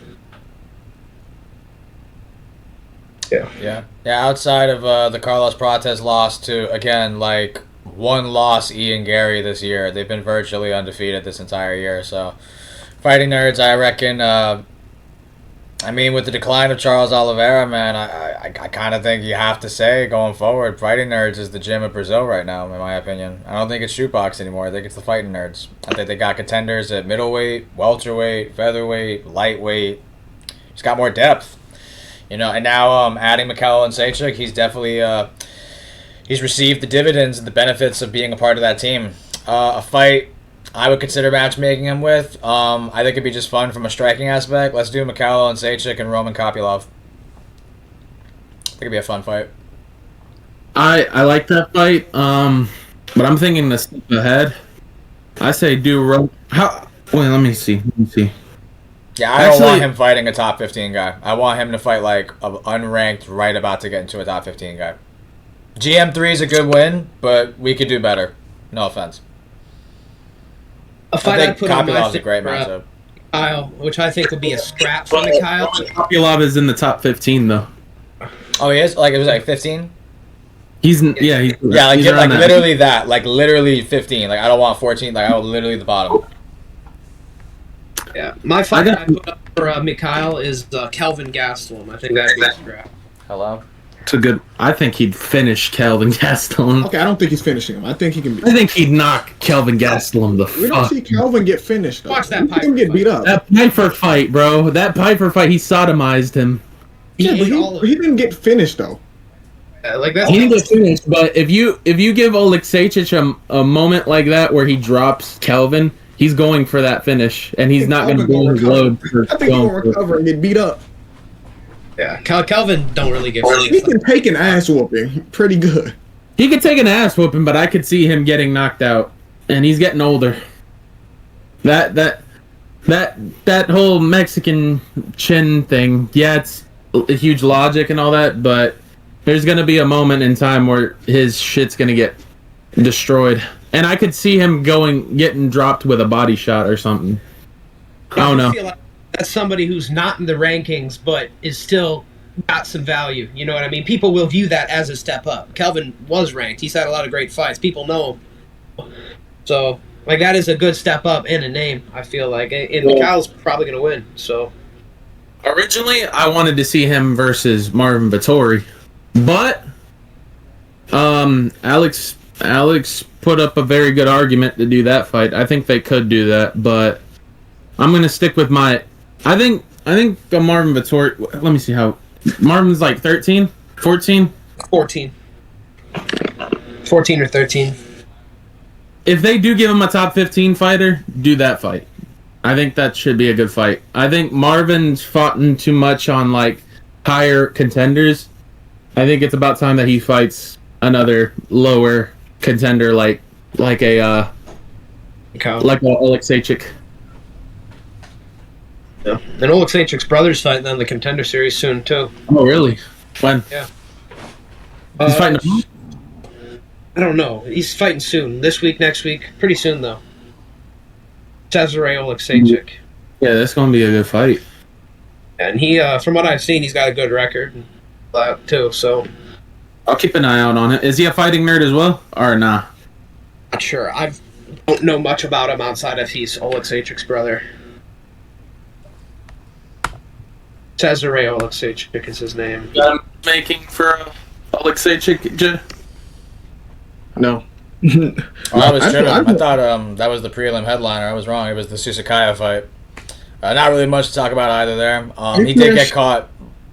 Oh yeah, he almost got fraud checked for a second. Yeah, it was that close. Tom Nolan looked really good in that fight. That last 30 seconds got real sweaty. It got real sweaty. Yeah, I was getting nervous. I was like, because in the beginning, I wasn't doing too hot in my picks. We'll get to those in a minute. Overall, yeah, it was a very good fight. Pretty entertaining fight for a prelim fight. I think he got rocked, and me and Alex literally were watching the Contender Series. That what was that not? Yeah, that was the season opener. That was the season opener. He was the main. Was he the main event? No, he wasn't the main event. It was that French guy, but he was like the feature fight, I think, of like a 5-fight card, and we saw him like KO the guy from Bahrain. Yeah. And like we were like, yeah, he's obviously the guy that's getting signed. Like there were other choices, but like no, he's clear cut the guy. He will be the guy that Dana signs. And there were guys that won on that card and Dana didn't sign. For him to turn around 4 days and get a finish, like I know he was a -1,000 favorite, but that's a very like high pressure situation. You just you stunned people on the Contender Series. 4 days later, they're putting you on a pay-per-view. The pressure, they're making you the prelim headliner of the pay-per-view, and this is your first year, your UFC debut. Like, he's definitely got skills, and he's definitely room to improve. And he's only 24 years old, but just him being in that situation, like, that's such a high pressure situation. Yeah. I'm looking forward to Contender Series not sucking. That's for damn sure. Yeah. And yeah, I mean, like, that's a good inclination, I think, for the season opener for a guy like that. And 4 days later, he gets like on a pay-per-view, like as a prelim headliner. I think that's an indication that hopefully good things to come from Contender Series, and we'll find out hopefully tomorrow or week 2. Yeah. I mean, as far as Susarkayev goes, I think he's green. That is the fight we're on, right? Yeah, I had the order mixed up. I thought Olin Sachik was the prelim headliner. I was tripping. It was him. So we were just like, Yeah. And he saved the card. He made that 2 hours or whatever it was somewhat watchable. I didn't particularly like the way he looked against Eric Nolan. I think a good part of it was Eric Nolan being good and better than anybody thought. A welterweight skill, coming up. His boxing was good. There is an argument that maybe if he doesn't kick Nolan's ACL off in the second round, maybe Nolan can get it back. Shout out to Susarkayev. He got the W. His hype stays alive, at least somewhat, but they need to baby him. They need to give him, I think they should give him another type of guy like Eric Nolan, like another guy off of the Contender Series who they're not very high on, like a Jordan Santos or somebody who's like at the bottom of the rankings who will show him holes if there are any, but at the same time should be a very winnable fight, because Eric Nolan should have been a very winnable fight, and it could have went badly. So we definitely need to baby him. He's got really good kicks. He's got decent grappling, but his grappling isn't that of like a Hamzat or any of the guys he trains with, more than likely. And his boxing is definitely a very big deficiency in his game. He took advantage of that. And, props to him for finally getting the finish and, keeping himself undefeated. But you got to baby him. He's like 24 at middleweight. You got to baby him. He still looks pretty small and, like, underdeveloped. Like, I think you got to give him time. No grown man strength yet. Yeah, Ain't raw there yet. potential. A lot of raw potential at 24 years old. So, yeah, I'd like to spoon feed him along the way. He's very young. We want him to be part of that next generation of middleweight or welterweight if he chooses to cut down, but we'll see. 6'2" with 79-inch reach. I see intangibles there that have promising potential. Yeah, I think he just needs to bulk up into middleweight, get a little bit older. I don't think welterweight's the move. I think, just build yourself up into a proper middleweight frame and let these motherfuckers know. Like 28, 27, and start, putting some real wins together. Yeah, it's insane that, like, his prime would be, like, on paper 7 years from now, which is crazy. Who's that one dude Bruno Ferreira fought? Jackson McVeigh. I mapped him up with. That's a good fight. I like that. I think the fight to make is him versus Jackson McVeigh. If Jackson McVeigh wants to keep his job, do that fight. It's funny you brought him up because the guy he was supposed to fight before Bruno Ferreira on that card was the opening fight of the I want to say it was the opening fight of the Contender Series that me and Alex watched for season 1, and he looked terrible. He was getting boxed up something fierce by Petrov and out grappled. Yeah, let's do Jackson McVeigh versus Susarkayev. Sure. Yeah, I think that's the fight to make. I think I like it. good build up for Susarkayev. Didn't Susarkayev say he wanted to fight in Abu Dhabi? Maybe. Yeah, he did. Put that fight in Abu Dhabi as a prelim. He's gonna get a fuck ton of cheers. Especially, I like this turnaround and stuff. And I agree with Alex and Tony. I think you just gotta keep building him up with spoon feeding at a time.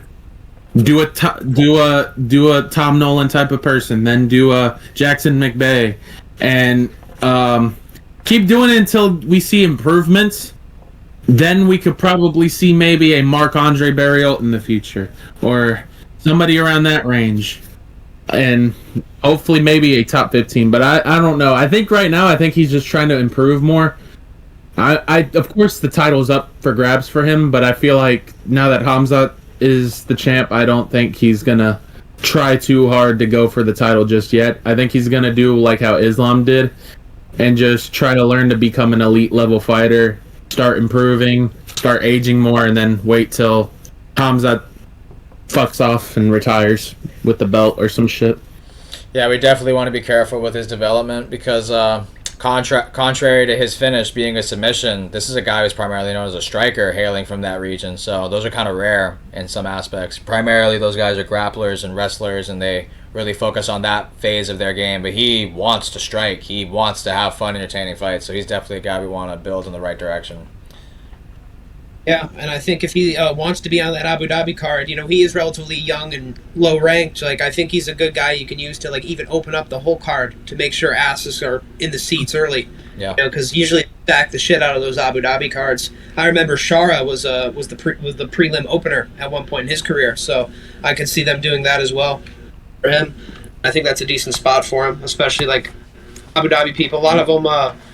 Like the front row is all sheiks and people like that, but behind that, a lot of the people are like diehard MMA fans that are flying to Dubai or Abu Dhabi for that experience, for the Fight Island experience, and a lot of them are hardcore fans in like the back part of that arena, behind all the sheiks and rich people.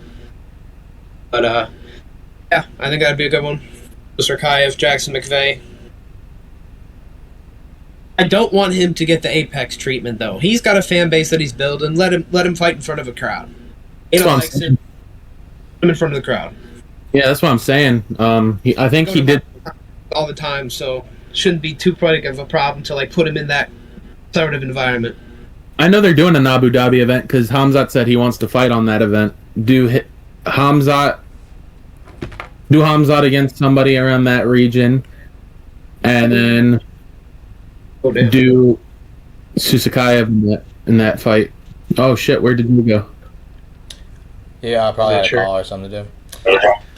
But, yeah, his development is definitely one to keep an eye on. Another fight on the prelims that was pretty eventful, especially for women's MMA standards, was Lupi Godinez and Jessica Andrade. It actually turned out to be a decent scrap. It was pretty entertaining. Lupi looked good, at least the first 2 rounds from what I remember. She looked like she was a step ahead on the striking, and she was able to mix in takedowns as well. Then that 3rd round got sweaty, man. Andrade turned up in that 3rd, and it made it a fun fight. So I thought that was a good decision. I thought Lupi won, and I thought it was a fun fight. I want to see where they consider matchmaking her. I imagine she'll get upwards of a top 10 opponent at 115, and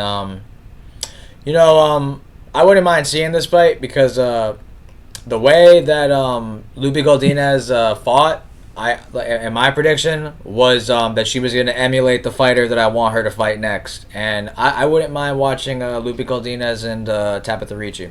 That'd be an interesting fight to make. I like that fight, but since they already had Tabitha, I think since Tabitha Ricci just fought high, I think they're gonna probably just keep getting her to that top spot. Yeah. Oh wait, no, I'm fucking retarded. Jessica Andrade is number 5, so Lupi's gonna probably be around that range. I said your fan base is. You're good. I won't take long. But you take your Mexican and Lupi Godinez versus your Chinese girl in Yan Xiaonan. I can see that. I like that. I have a better idea. Actually, I don't know if it's a good idea. Maybe I'm doing it because I'm just being lazy and I don't really care too much per se. But do Tatiana Suarez versus Lupi. That's a good fight too. Top 5. That she's in the top 5 already. Tatiana rarely fights. Lupi could get that fight on that Mexico. Do you think Lupi took much damage or nah? 3rd round got a little sweaty. But she's kind of one of the girls I feel like turn around. I think she could turn around in Mexico. I mean, not Mexico, on the Noche card. Put her on that card with. If Tatiana doesn't take it, do her versus fucking. I like the Yan fight. I think that'll test Yan's grappling ability, and it'll test Godinez's striking. I think that's a good fight too. I think that puts Lupi into a talks for maybe a title shot if she gets a win over either or. I'd probably pick a Yan Xiaoyan, maybe Tatiana Suarez could win that, but I don't know. Tatiana did not impress me in her last fight. I think she should fight either Xiaoyan or Lupi. Or if Lupi doesn't get the Tati fight, she should fight Yan Xiaoyan and Noche. I think you should put her in the Noche card for either or that fight. Put that fight in the prelims. No fucking main card, please. For the love of God, don't do that shit. And yeah, that's all I got to say about that fight. Yeah, I think Andrade, I think she should fight Lucindo. I think that's a good next step for Lucindo. You know, I think I would pick Andrade in that as well. But Lucindo's been much more of a grappler lately, so I do think it'd be more of a grappler versus striker matchup. But yeah, Lucindo's been winning, so it's time, I think, to throw her in the meat grinder and have her face looking like Lupi's did at the end of it and see if she really wants to be a fighter. You know, like, that's the thing Andrade will test you in. Like, she will put you through some damage, especially in the women's division. A lot of them girls don't like that, you know? You're going to be able to deal with these big fucking Vanderlei punches winging through your guard. Because you might be able to beat Andrade, but you're going to have to tough some shit out, you know? So I like that for Lucindo. I kind of wanted to touch on some of the other people we haven't talked about this card, like some people, like some of the losers and who they'd be facing next. I know we talked about Pico a little bit, but I think Jeff Neal versus D-Rod makes sense, like ranking-wise. I think that'd be a fun boxing fight. We can give Jeff Neal a fight? Yeah, no, we didn't. I'm saying, but like him versus D-Rod would be a good fight, I think. I think I don't think they're gonna do that. I do think that's a good fight, a good step ahead for Jeff Neal. I think they should do. He just came off a controversial decision. Do him versus Gabriel Bonfim. Yeah. I was thinking Bonfim wants to turn around soon, though, and like that Brazil card. True. I hear you. That would be a good step for Bonfim. I think that would be a good step up for either or. I think you should do that. For Kaya Sakura, if they do keep him, I think there is value with the Japanese fan base. Give him Ode. I want to see that. I don't know, man. I think he's gotten too many layups. I don't think they're going to keep him. I think they're probably going to be like, wow, we wasted our fucking time with this motherfucker. Cut. And I'm already hearing that that he wants to.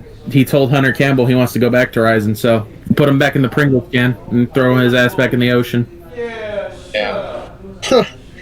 And for GM3, I'll say Monster Abdul Malik. He's got to face another contender, unfortunately. Who? Monster Abdul Malik. Against who? GM3. Yeah. The guy that scrapped with Brundage in his last fight. And I agree. Yeah, I agree. I don't have any other fight ideas for him. You could do that, or this guy just came off a dominant win. If they want to keep giving him fucking... I don't know. I don't know if I want to see that. You could do him versus Christian Leroy Duncan as well.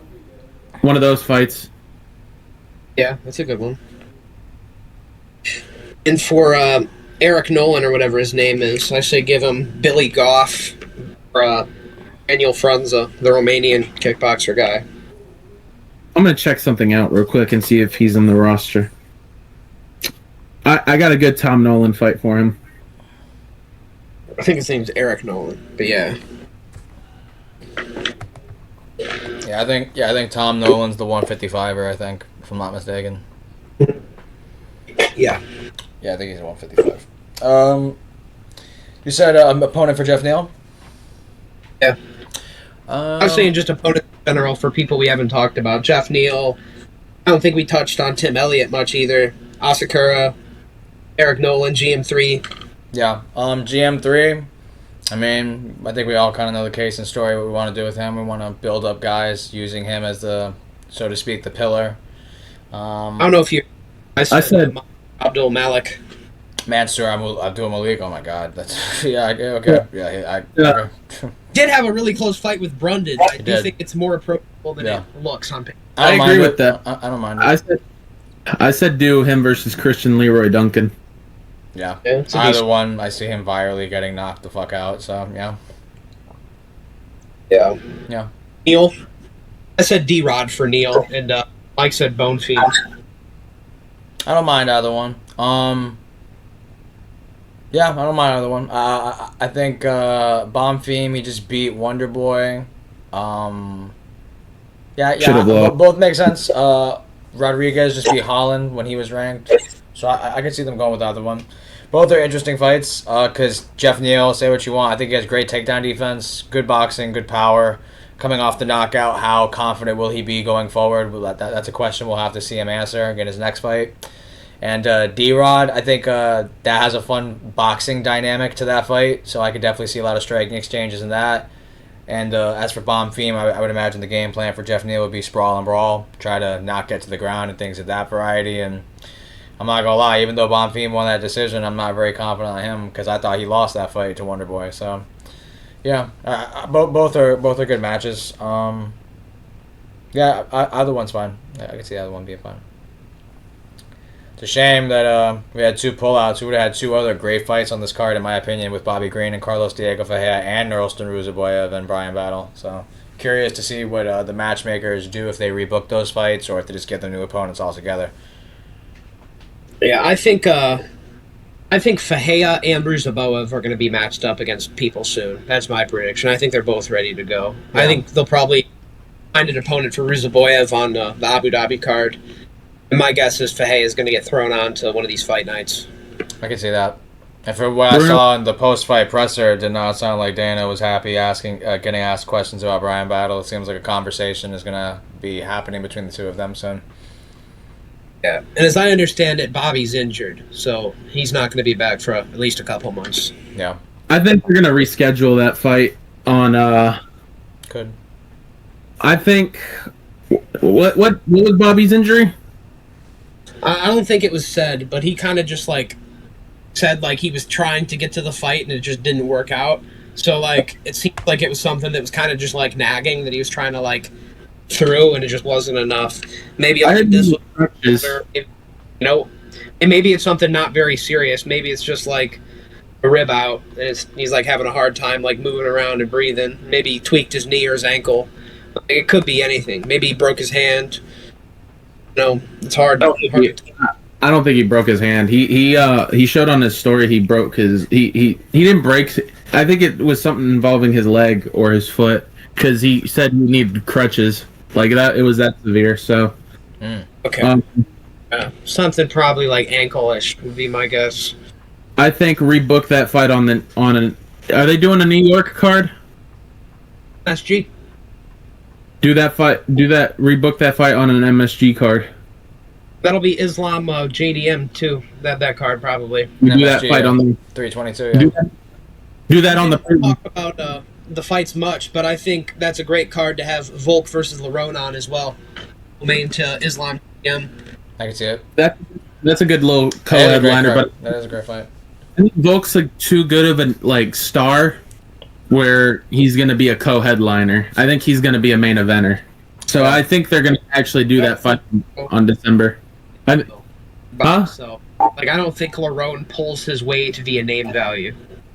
Yeah, but I think people are going to know who he is after that KO, and people are going to be like, oh, that's the guy that had that spinning elbow KO on fucking World Star or whatever the fuck.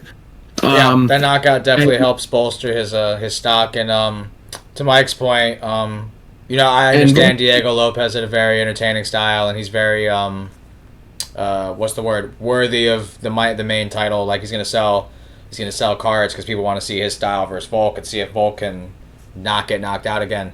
But I just think Lerone Murphy being undefeated as well as the knockout to help catapult his stardom. I don't mind Mike's take on that being a main event fight. I don't mind it. I think it's going to be a main event in December, end of the year. This community of hardcores love Volk, but I don't really get the feeling he's still somebody out here who's selling pay-per-views, And I know pay-per-views are kind of going away, but I still feel he's a lot of the times his main event was sold and he was the dominant champion, and also partially because it was with his opponent. Obviously, he played a role as well, but the Max Holloway fights were huge. Islam was huge. Yair was international fight week. That had less to do with Yair, and I think more to do with Islam just looked good against Volk. Now Volk's going back down to featherweight. Right. There's a lot of high Volk at this time, but I think Volk is still somebody you can put in a co-main. Like it is a little disrespectful to do that, but I think like a lot of these main events that we're having need that extra oomph. Like an Aspinall Gane needs a good co-main event. Like that cannot sell Abu Dhabi, in my opinion, by itself. What do you think's going to happen, Tony? Aspinall by first round something, or Aspinall by rape. You know what I mean? I think we need something a little bit alongside that. No, I think 100% see what you're saying.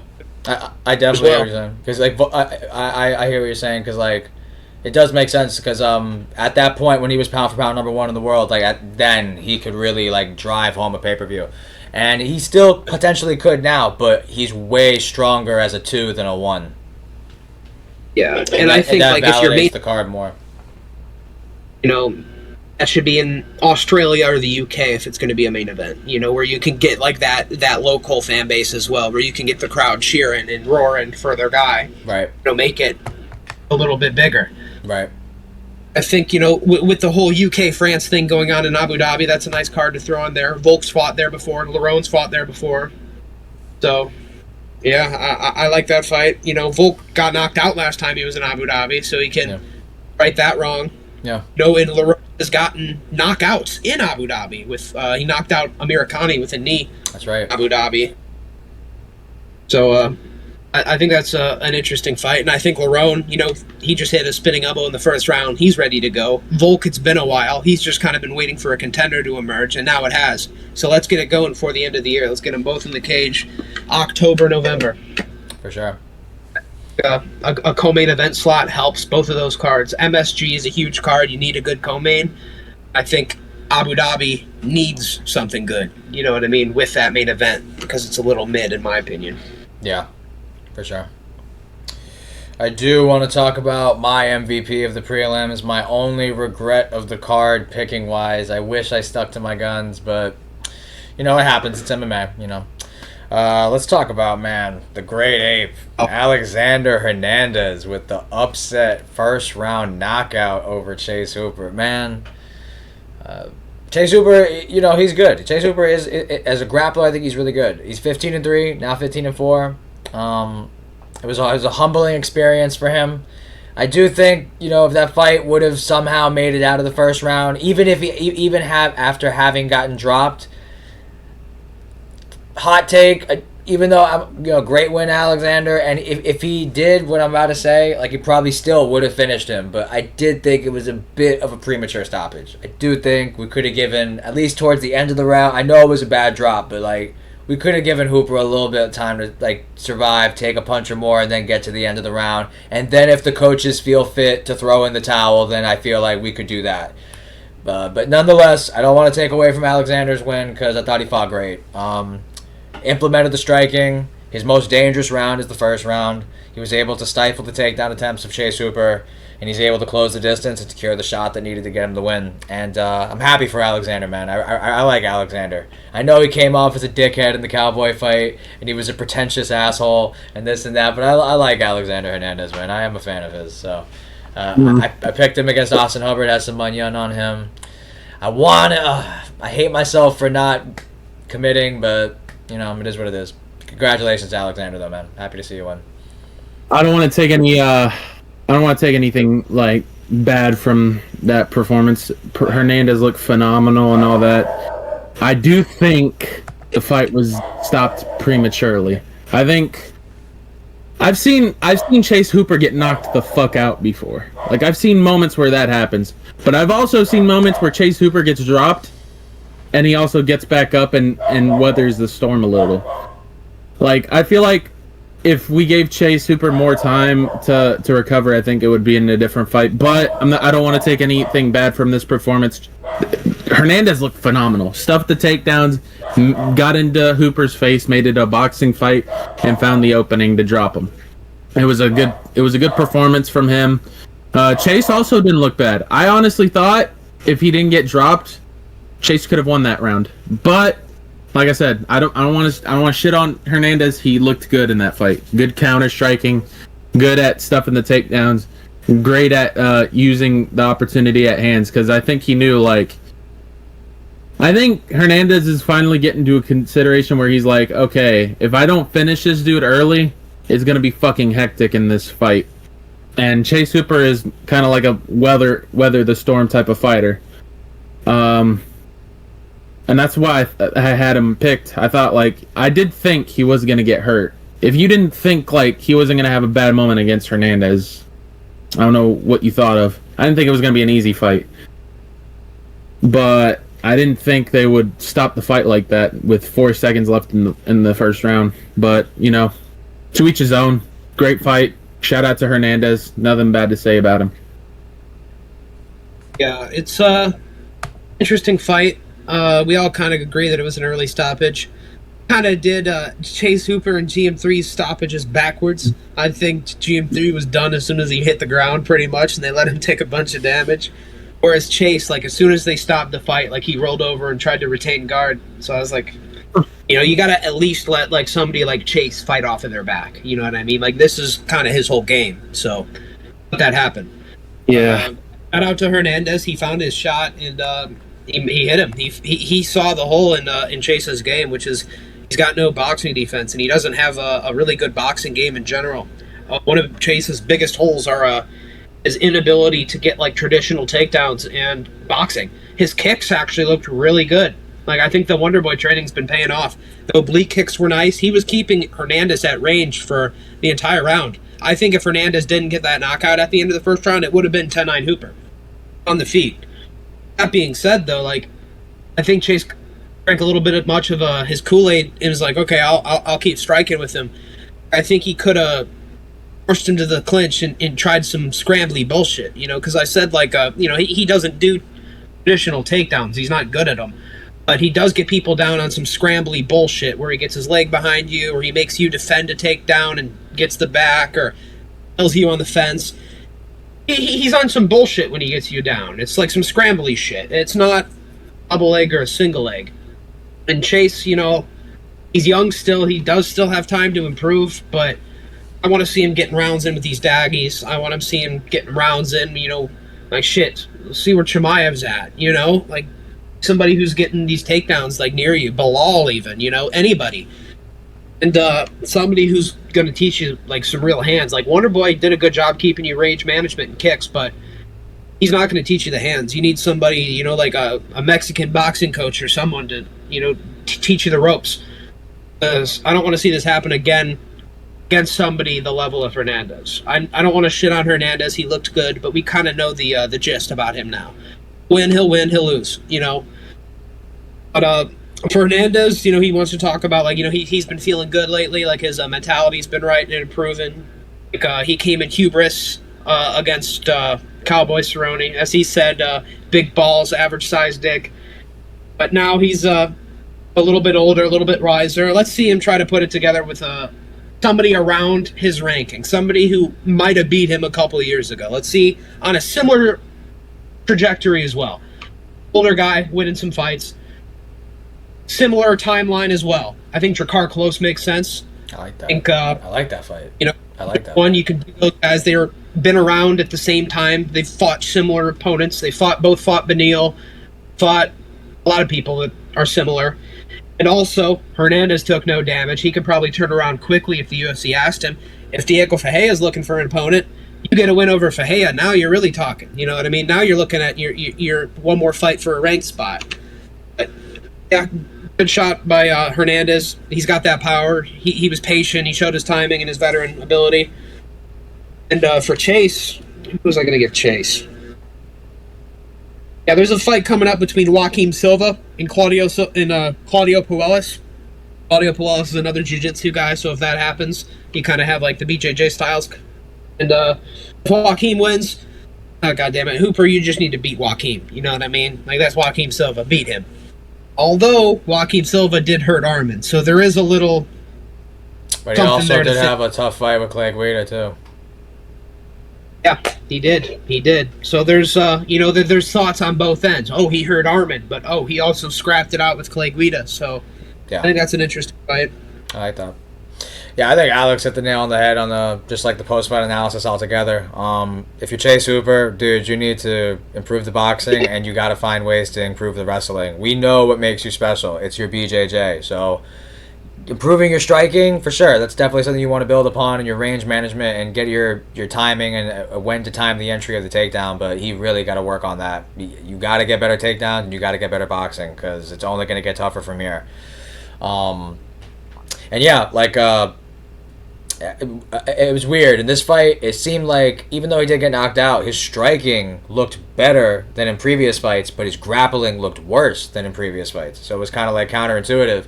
And even if the grappling isn't working, force the exchange of the scramble or the like just the bullshit, so to speak, from Alex's to paraphrase what he was saying, just force that bullshit exchange to drain the energy of Alexander Hernandez. Even if you're not getting the takedown, even if you're just up against the fence and you can't get it, weigh on him, make him feel you, make him drain his explosiveness in that first round and fatigue him, even if the grappling isn't working.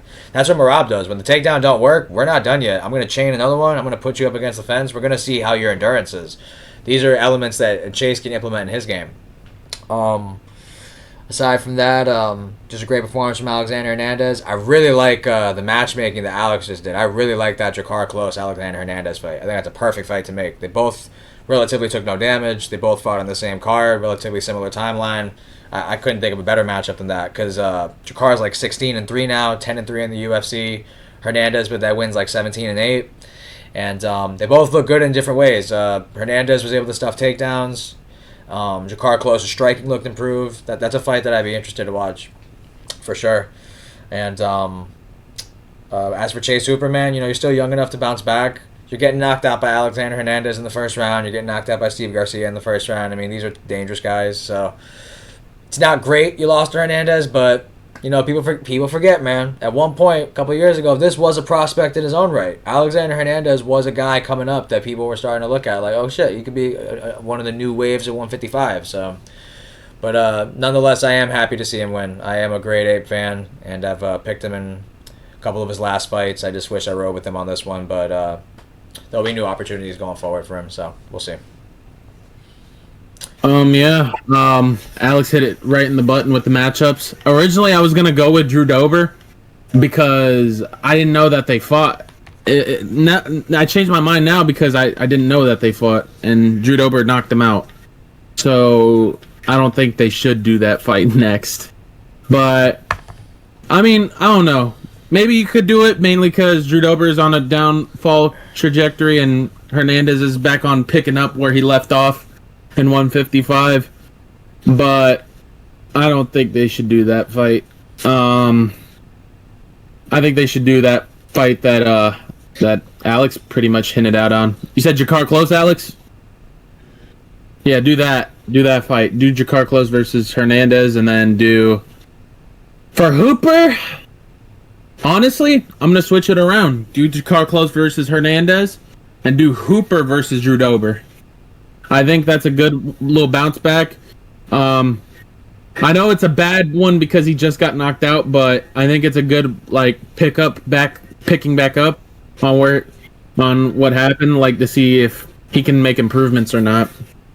Drew Dober has that one punch KO, but he also has bad flaws in his game, and he just got finished in his last fight. So why not do Drew Dober versus Hooper? Yeah. Another fight I was thinking of for Hernandez is Markel Medeiros. I think that's another fight that could be interesting on both sides. It could be. That's a good one too. You guys ready to move to Drakkar Barboza? Sure. Yeah, I'm ready to move on. First off, horrible performance by Jakar Close and Edson. That was a shit level fight. Clinch fucking from both ends. Edson looked like he was 40 years old in that fight. Jakar was just holding him down, even though he was rocking Edson's shit every single time and had a moment to finish him, but decided, you know what? Not gonna finish this guy. We're gonna actually go to a decision here. And dude's a fucking... I don't know.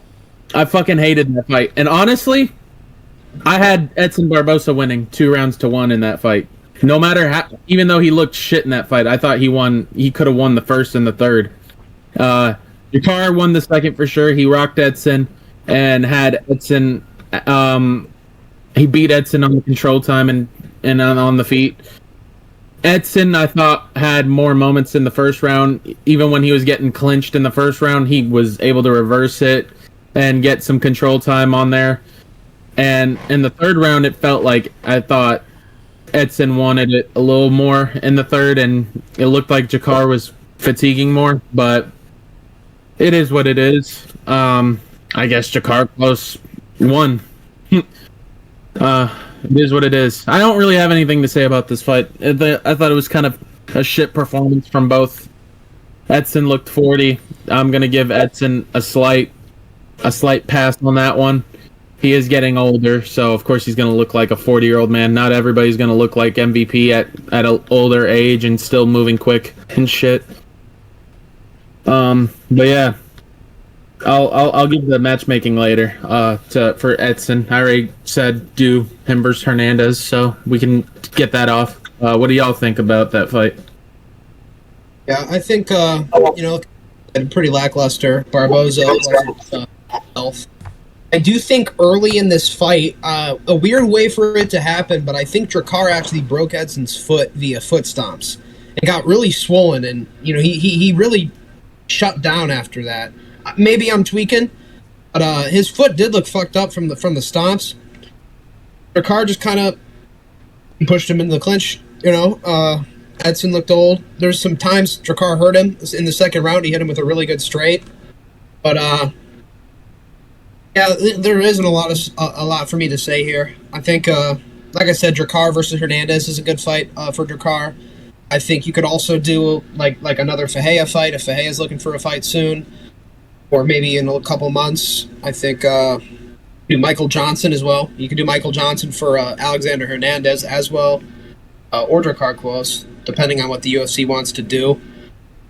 But yeah, I think the Hernandez matchup's the number one. But there's other ones I think available as well if they don't go for that. And for Barboza,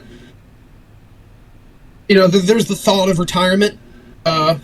He was a featherweight for a long time, facing a lot of smaller people, moving back up to lightweight. Guys are bigger now at lightweight. Time has moved on, Edson. You spend 5 years or whatever at featherweight. Lightweight's got bigger in those 5 years. And we saw that, I kind of was thinking, okay, Edson's going to have the reach, he'll have the height. He really didn't. I always thought Edson is, in my head, he's he's a pretty tall guy for lightweight or featherweight. And Jakar, he's 5'8". They're the same height. So it was weird to kind of look at it like that. Jakar is a bigger guy than I gave him credit for, and Edson's a smaller guy than I thought. Originally, I wrote down Zellhuber for Barboza's next fight. Lost to Michael Johnson. You could give him another unk. That'll be a kickboxing fight. But recently, in last couple minutes, I've been struck with a genius idea, a genius matchup for Barboza. Bobby Green. I think that's a good fight. I think that's a good fight for both men. I think Bobby Green, he is injured. It doesn't seem like it's anything crazy.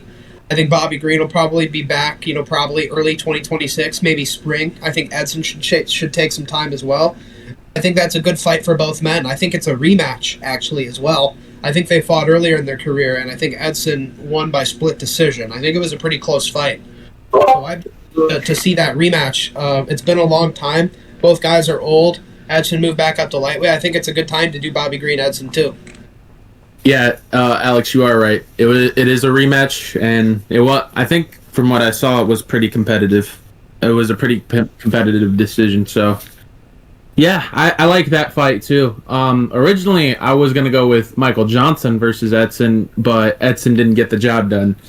I think it would have made more sense if Edson was on a win and MJ's on the win. You could do that fight, but that fight doesn't make sense at this point. So I think that's a good fight to make, him versus Bobby Green, if we don't get that rescheduling bout between Diego Ferreira and Bobby Green. I like that fight. They should definitely book that. Going to this matchup, I originally picked Jakar Close, ended up switching to Edson Barboza. I don't really regret it, because even after watching the fight, and don't get it twisted, I do think Edson is washed. I do, after watching that. Even still, I can hear what Mike is saying. I thought it was a really close fight. The way I said it, the way I scored it was, I thought Edson won the first round. I thought Jakar probably had the most decisive round of the fight, being the second round.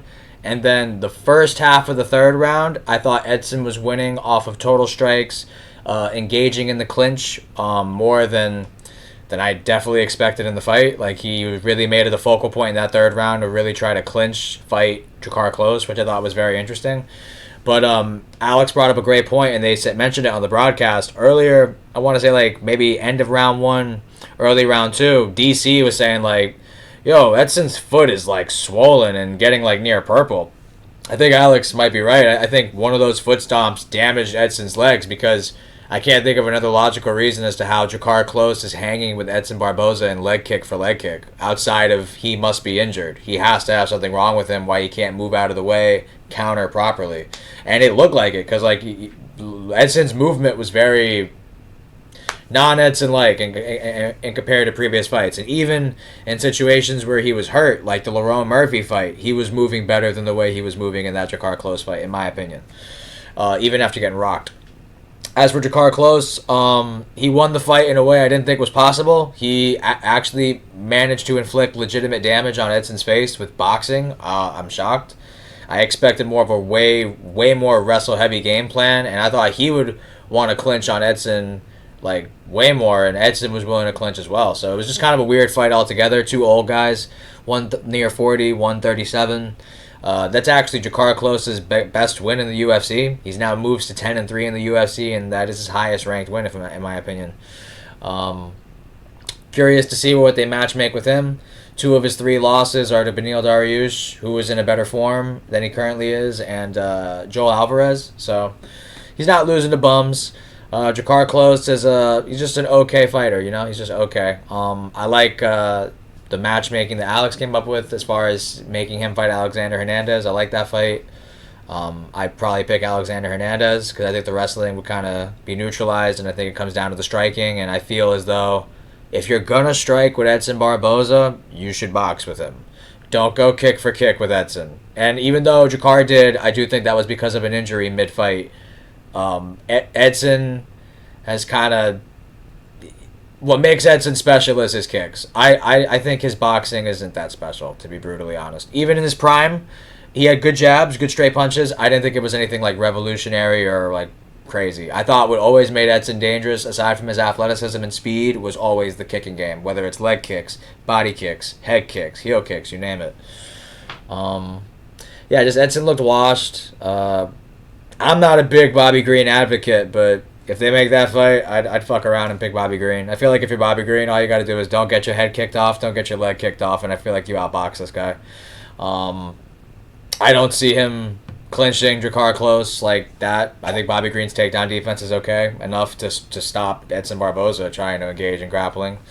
And as for Jakar, he'll move up the rankings, and we'll see what they matchmake him with too. But my main takeaway from that fight, even though it arguably could have gone to Barboza rounds 1 and 3, he is washed. Edson is officially washed, in my opinion, now, for sure. Also, I was making, like, before the fight even started, like, in the fight week, in the face-offs and shit, maybe it's just me, his left eye, like, his left orbital, like, it looks weird to me. It looks like damage going into the fight. I think that's just, like, overall wear and tear through fighting, so, yeah, just, Edson just looks like he lost a beat, so, yeah. I hear what you're saying about his eye. I said the same shit.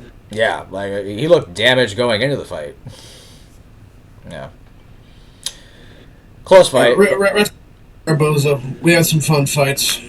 Another Barboza lost before this. I'll be honest, I don't really want to spend too much time on it. I didn't even really watch the fight. I'll be brutally honest. I didn't watch Dejan Barboza or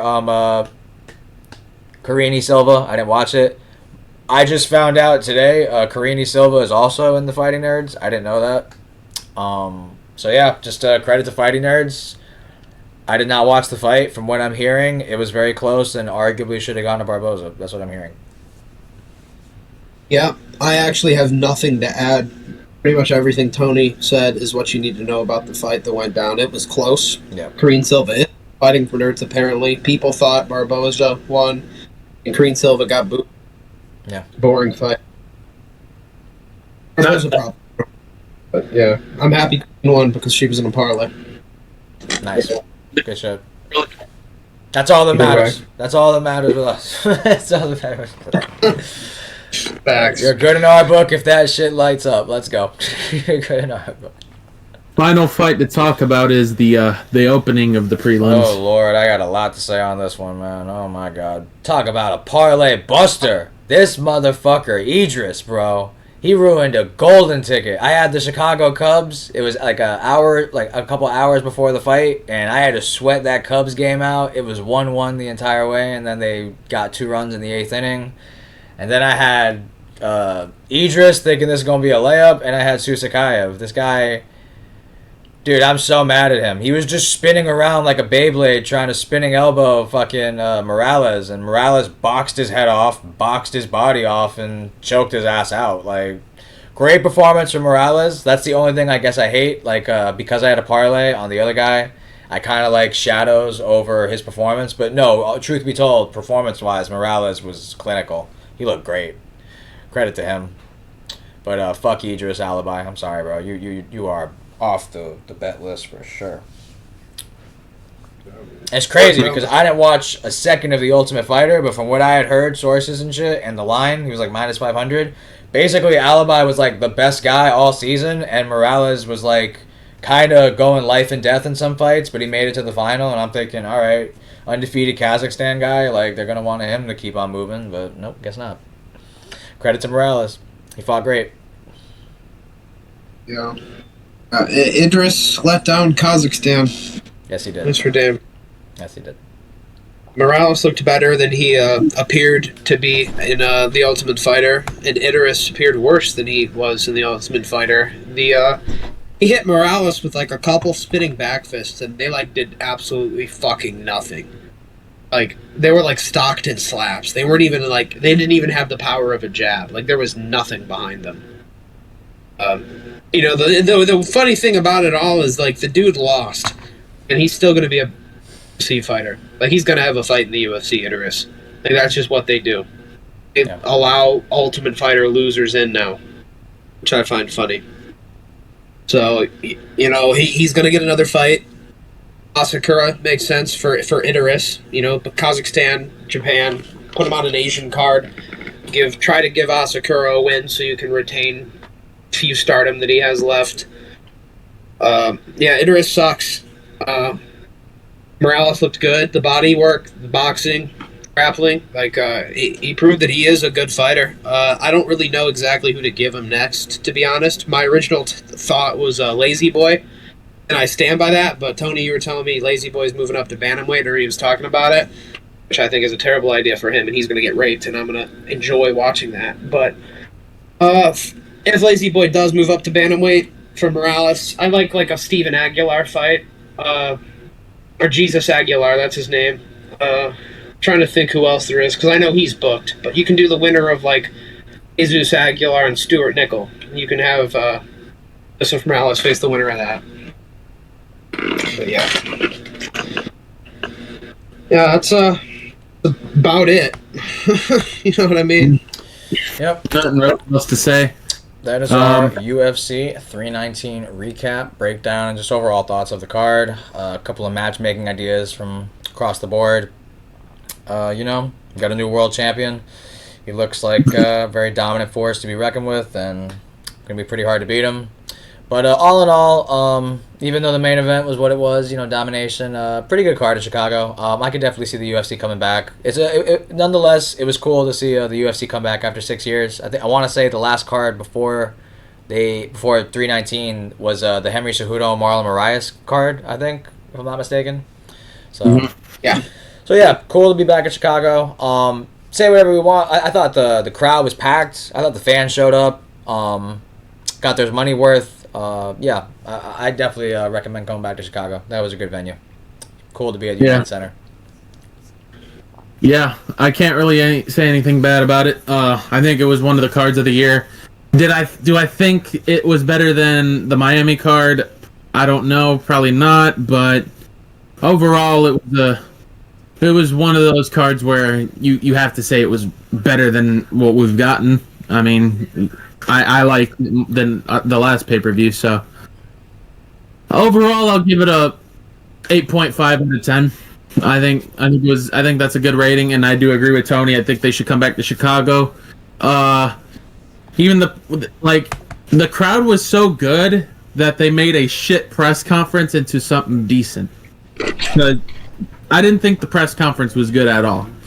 But what made the press conference was the fans. They were booing the fuck out of Drickus. They were making entertainment value out of what was going on about certain announcers or whatever, journalists. I think overall it was a good venue and a good crowd and all that. Hopefully we get another one soon in the future.